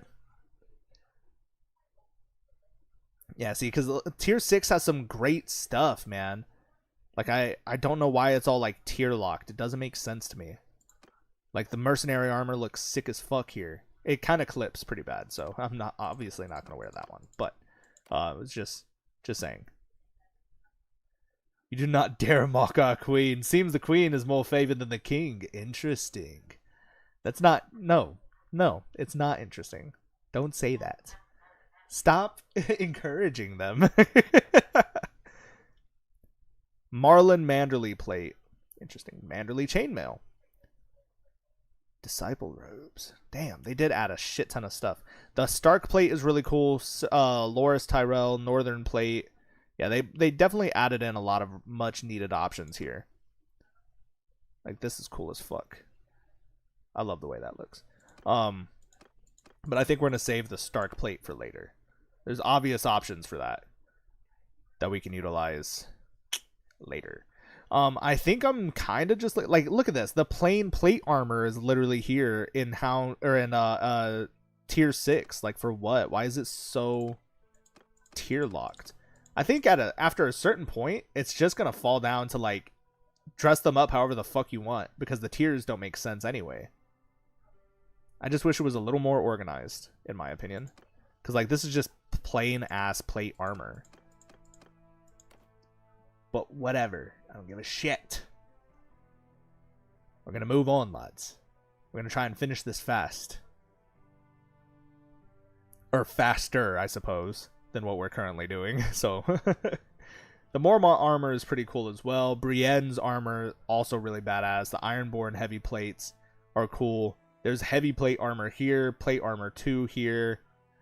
Yeah, Lyanna Mormont's armor looks really cool. More plate armor, common armor, ornate armor, knight armor. Like, come on, man. All this shit's so cool and it's tier locked. Like, that sucks. Veil armor. See, look at all the Veil high tier armors.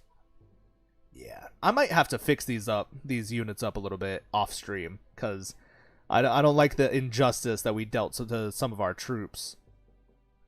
Yeah, see, Dragonstone plate is up here, the mountain's armor. There we go. We're basically just building the mountain at this point. From the neck down. He's a mountain.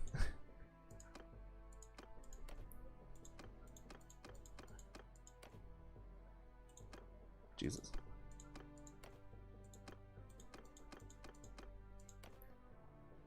Better not mess up the hammer. No, I will never. If anything, I'm going to go back and give everybody a fucking hammer. And that way it matches the aesthetic of what we were looking for. I just would like to have a basic blueprint down of where we're going, and then we can, I can adjust it and edit it off stream if I have to, Keyword being, if I have to. Which means most likely. Sorry, you guys. There you go. The mountain gloves. Perfect. So we've basically just built the mountain from the neck down. I love that. I'm not mad at it. It is what it is. He's got some badass looking armor. There we go. Mountain boots. And it all looks super cohesive. And the helmet is just the icing on the cake. So, super cool. Super cool. Yeah. Darkstone Executioner. Definitely looks like a Darkstone Executioner. Stone Executioner. Stonebreaker. Some clear progression there. It makes sense, Alright. Let's create a really basic tree of crossbowmen.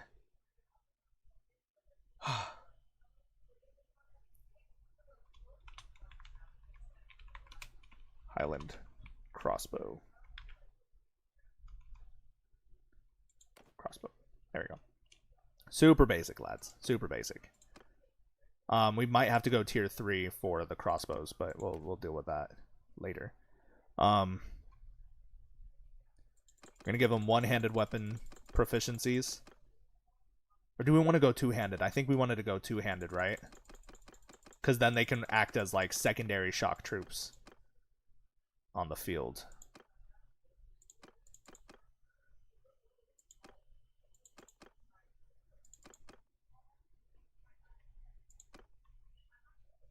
Yeah.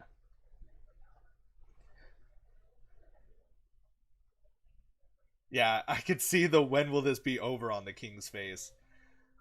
Yeah. Yeah. It's not that bad. I just it ended up taking a lot longer than I intended it to. I'm not mad at it, don't get me wrong. I'm actually having a ton of fun doing this. But it is late. I do work in the morning. And I'm tired. I'm very tired. But the focus, lads. The focus. It's there. It is there. Trust me, lads. Trust me. Give me a goddamn crossbow. Goddamn, yeah. Wherefore art thou, crossbows? There we go. Simple light crossbow. Thank God. And now we need bolts. You have to find the bolts, lads. We can't shoot nothing from the crossbows. Heavy quarrels. There we go. Bolts. Excellent. Excellent. Precisely. Yeah. Cool. And we can give them two-handed swords right off the bat, because that would be cool. Shock troops. I like it. I don't think there's a two-handed sword available. There's not, because I'm a fool. Yeah, there's not, because I'm a fool. But there might be something in here that we can utilize. Perhaps. Yeah, the simple Sparth axe might be our best bet there. Yeah, because we're not going to get into any more two-handed weapons until after, like, tier 4, I'm pretty sure. So, we'll start off with a two-handed axe. That's fine. Thin hide quaff. Now, as for these guys, y'all know I'm a huge fan of, like, fur armors and kettle helmets. So I think that's the overall vibe that we're going for here for our crossbowmen. Which should be fine. Should be very fine. So let's just find them some basic kettle helmet right off the bat. Get the wolf helmet. Alright. Well, that's a bear helmet. So that doesn't count. Was the wolf helmet in here? It was. Cool. Alright, so the wolf helmet right off the bat. Highland crossbowmen.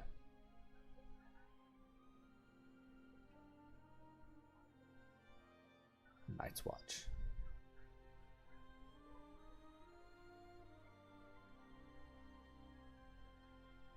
Yeah, interesting. Yeah, lots of options here. Pretty cool. But we are gonna go for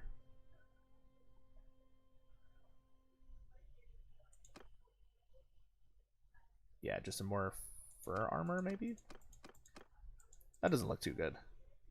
Why is the chat dead all of a sudden? They all fell asleep.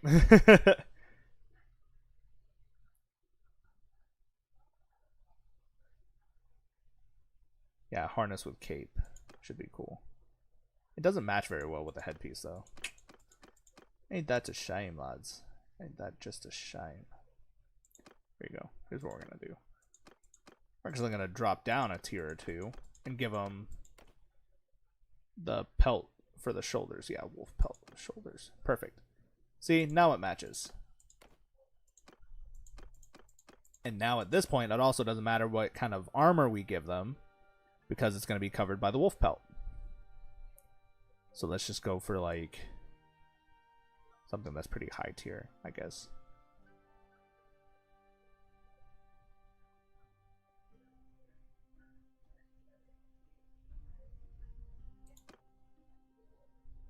Not a fan of those robes. Yeah, not a fan of the robes. Let's just go for the woodland garments. That's fine. It's fine. Yeah, leather van braces.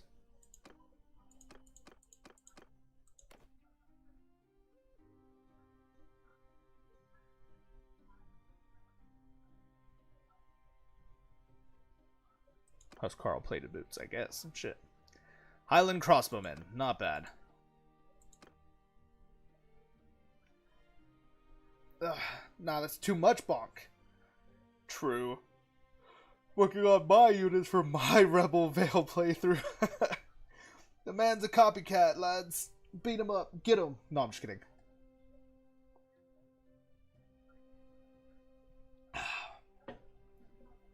Whew. Alright. From the Highland crossbowmen, we're going to get... What did we say? Some of y'all had some good ones.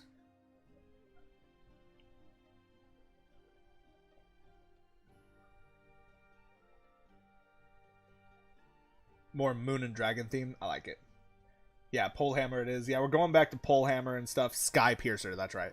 Sky Piercer is going to be the tier 5 unit, though. So for tier 3,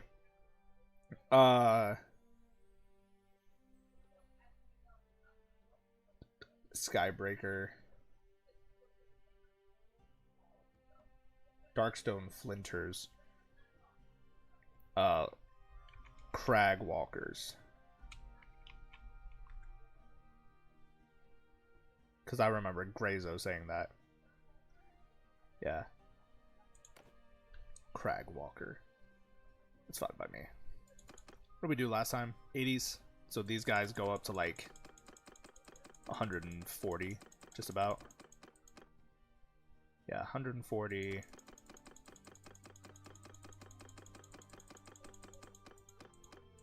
$140.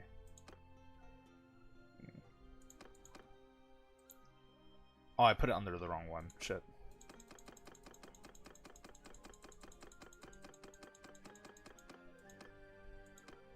There we go. Not bad. It's getting so good. Good. I'm glad. I'm very glad. Glad y'all are enjoying thus far. We're going to keep the crossbows as is for now. Let's see if we can't upgrade their two-handed weapons, however. There we go. Square bit two-handed axe, which is cool. There's no two-handed swords yet? No, it does not look like it. Okay. Yeah, we have not gotten into that realm yet. So, two-handed axe. It is. The square bit. Yeah, two-hander. Beautiful.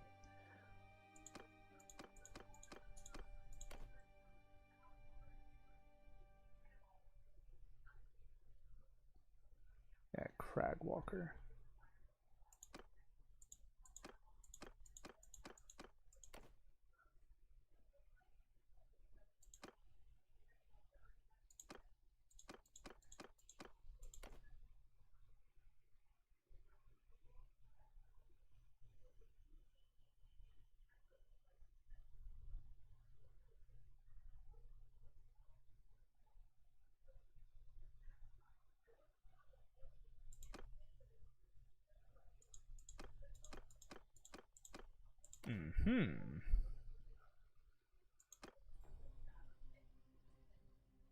Nice. That one was kind of easy. Not bad. Alright, so from the Crag Walker to the, let's say, Ridge Winder, and then into the Skybreaker.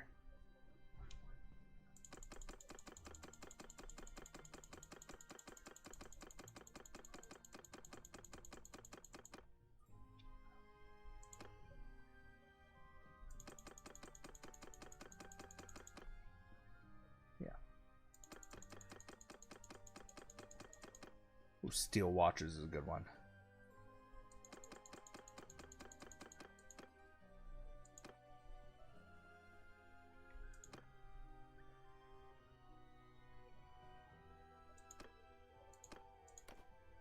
Is there another crossbow? Or did we get this one from tier 4? I don't remember.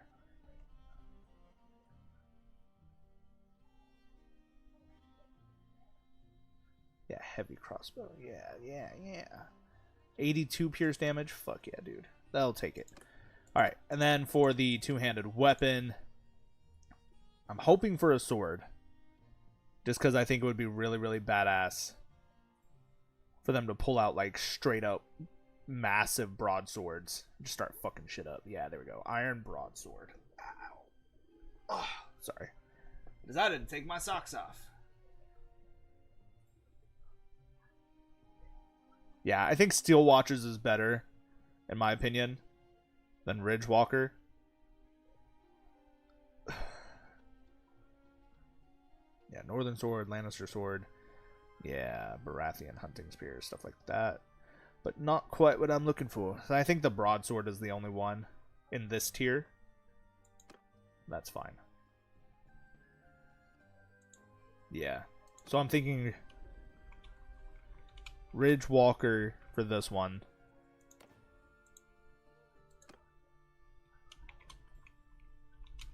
Steel Watcher for this one. And then the last one will be Sky Piercer. Sick. Super sick. Alright, tier 4 weapons and armor. Let us get into it, lads. Kettle helmets. Give me the good ones.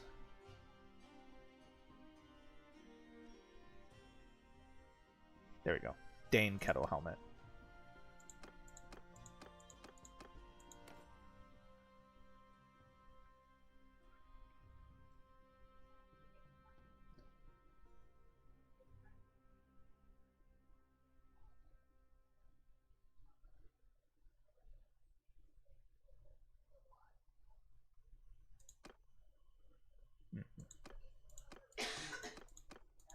It's okay. 24, 29.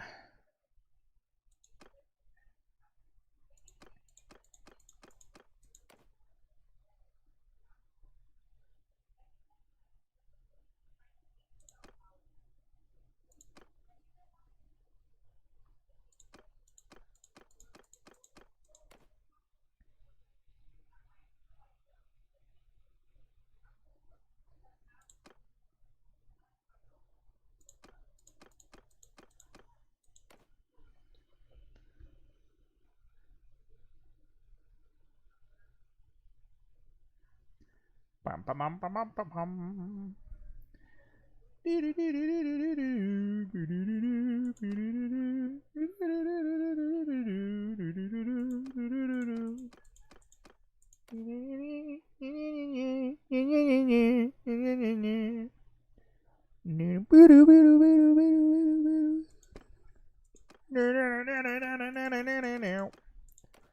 Thank you, thank you. I'll be here all week.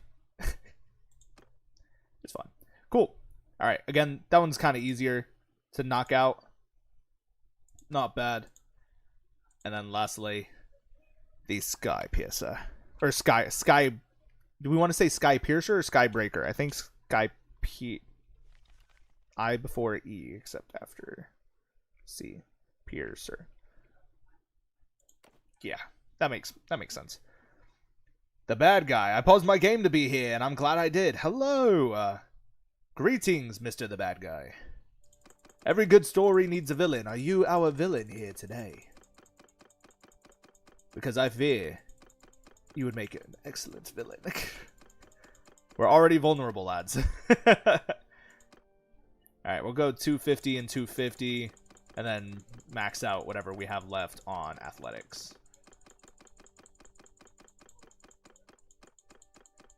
Quickly, lads, quickly. Click faster, you silly bastard. There we go. Nice. Alright. Tier 5 at long last. Let us be underway. The last unit before we end the stream. The Arbalestier, yeah. Actually, the Hickory Crossbow has 93 damage. Yeah, so I think we're going to go for the Hickory Crossbow. And then trade out these heavy quarrels with heavy bolts. Yeah, for 5 pierce damage. Epic. Heavy bolts. Slay. Yeah. And then give me one more really cool two-handed sword that I could utilize here. Please. Please, I beg of thee. We already have axes. We have hammers. We need somebody to wield the great sword. A great sword. Oh, they said no. They said you're not allowed to have those. Nice try, you pleb. Fuck. I'm hurting my own feelings. That's crazy. Nah, it's alright. I guess we just move up to another tier. Because they have the sparring two-handers. But if we move up to a tier 6, it's going to give us all the options. All of the options, lads. We'll go for the smaller tier of the best options. That way we're not super overpowered for no reason, you know? Like here, there's a broad two-hander here. 107 damage, 128 damage, 132 damage, and then obviously like the two-handed like Valyrian steel swords that we're not going to get into. So I think for this one, we'll give them just the wide-fullered, broad two-hander. Slick. Tier 5. Let's find a good kettle helmet for our lads.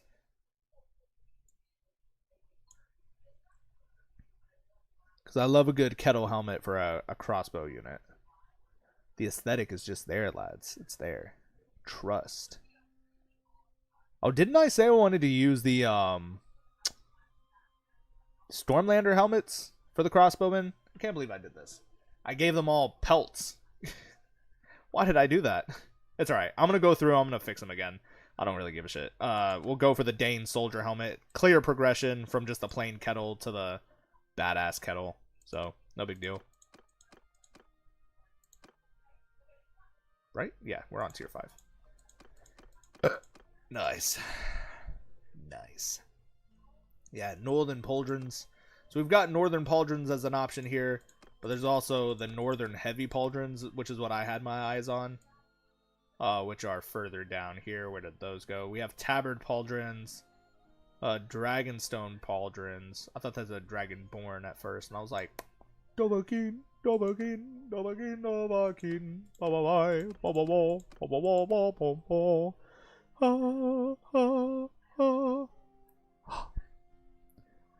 I've officially lost it for this live stream. The marbles, they fall upon the floor because they are no longer kept inside. What have you done to me, lads? What have you done? Yeah, I might have to move up one more tier once again to find the armor that I'm looking for the sake of the aesthetics, lads. It's got to look good. If it doesn't look good, it won't perform well. Trust. It's a science, lads. It's a science. House Tyrell armor. Let's see. Stannis' armor. The Night King's armor. Plate armor. Yeah, we might stick it out with some plate armor for this troops, lads. Might be the best bet here. Yeah, because I don't want to go for anything like super knightly. I think if we can go for some basic crude armor to keep the aesthetic alive. Yeah, see, it looks knightly, but it's not like overpowered knightly. You know what I'm saying? So I think it looks pretty good. All things considered, not bad. I will go back through, and I think I'm going to adjust some of the armor cosmetics that we have off stream to make these look a little bit better. Because our high tier troops look phenomenal, right? But then you get to our low tier troops, and they have vanilla armors, which is fine. It makes sense, but the mix and match, just like this one right here kills me. Like, it's awful. This one looks pretty good. This one will look better once the color kicks in. So if I, for example, you're just exhausted. Yeah, true. My eyes also hurt. Yeah, that's one of the downsides to doing My Little Warband on Realm of Thrones, is that there's so many goddamn options, and they don't do anything to like change the what's it called? Guess it doesn't matter because I'm dumb. That's cool. Stone Executioner is what I'm looking for. So if we go down, find the Stone Executioner.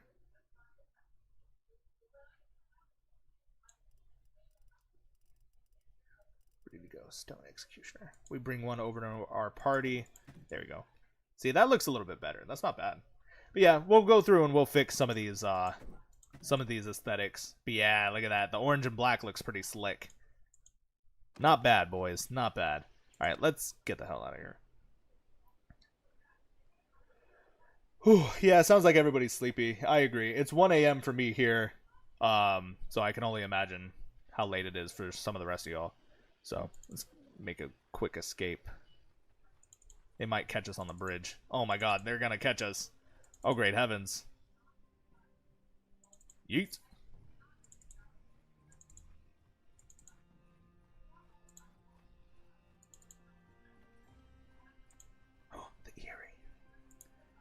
Can we make it, lads? Ah, yes. Brenadar Belmore. There are some other lords around to help scare off the scary bandits. Oh, great heavens. There's nobody here. Alright. So I think we're going to leave this live stream here. I do apologize we didn't get to any actual gameplay, but now y'all see firsthand exactly what it takes to set up a build like this. All the creative process that it takes. I think it was a good time, though. I had a fun time. I hope you guys had a fun time.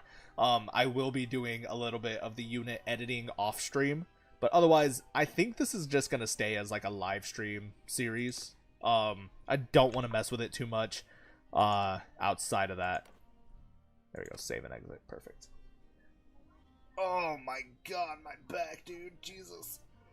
Oh, I'm an old man. I'm 26 going on 40. Oh, Lord. I have arthritis. Granny's got arthritis. Oh, great heavens. Alright, let's get the fuck out of here. Jesus. Yeah, the fatigue is real. I am officially losing my mind. Yeah, beautiful, beautiful. I tell you, beautiful. Yeah. House High Rock will rise to nobility in no time, lads. I'm very excited. But again, thank you guys very much for joining this live stream. And thank you again to Dubby for being choosing me to be your partner. I'm very, very grateful for that. It was a ton of fun. I was very, very excited to try the product and the mystery what's it called? Mystery tub that I received. So the blue raz, really good. I do have 4 more tubs on the way as well. So I'm very excited to try those out. Hopefully for another live stream. That'll be interesting. But yeah, I believe that's it, lads. Again, remember, go to the link in the description, dubby.gg, and use the code TLCNight at checkout for 10% off your order. And yeah, just again, thank you guys. Probably one of our more successful streams. Also, expect more Skyrim. I decided I wanted to keep playing it, but when I'm streaming it, the load is way too much for my PC to handle. So unfortunately, no more live stream Skyrim while utilizing the Gate to Sovereign mod. But maybe I can do like if not a video series, maybe I could just do a one long run and then chop it up into a single video. Like most Skyrim movies, like that guy Preds or whatever. I don't know if y'all are familiar with him as a content creator, but he does really good. He'll do one long playthrough and then cut it up into basically like a single video and make it like a movie. So bless you. Everybody say bless you to the queen as I sign off for the night. Goodbye, my friends. Always remember honor in service, glory in sacrifice, and TLC Night at checkout for 10% off. I love you guys. Y'all have a great night. And until next time, goodbye.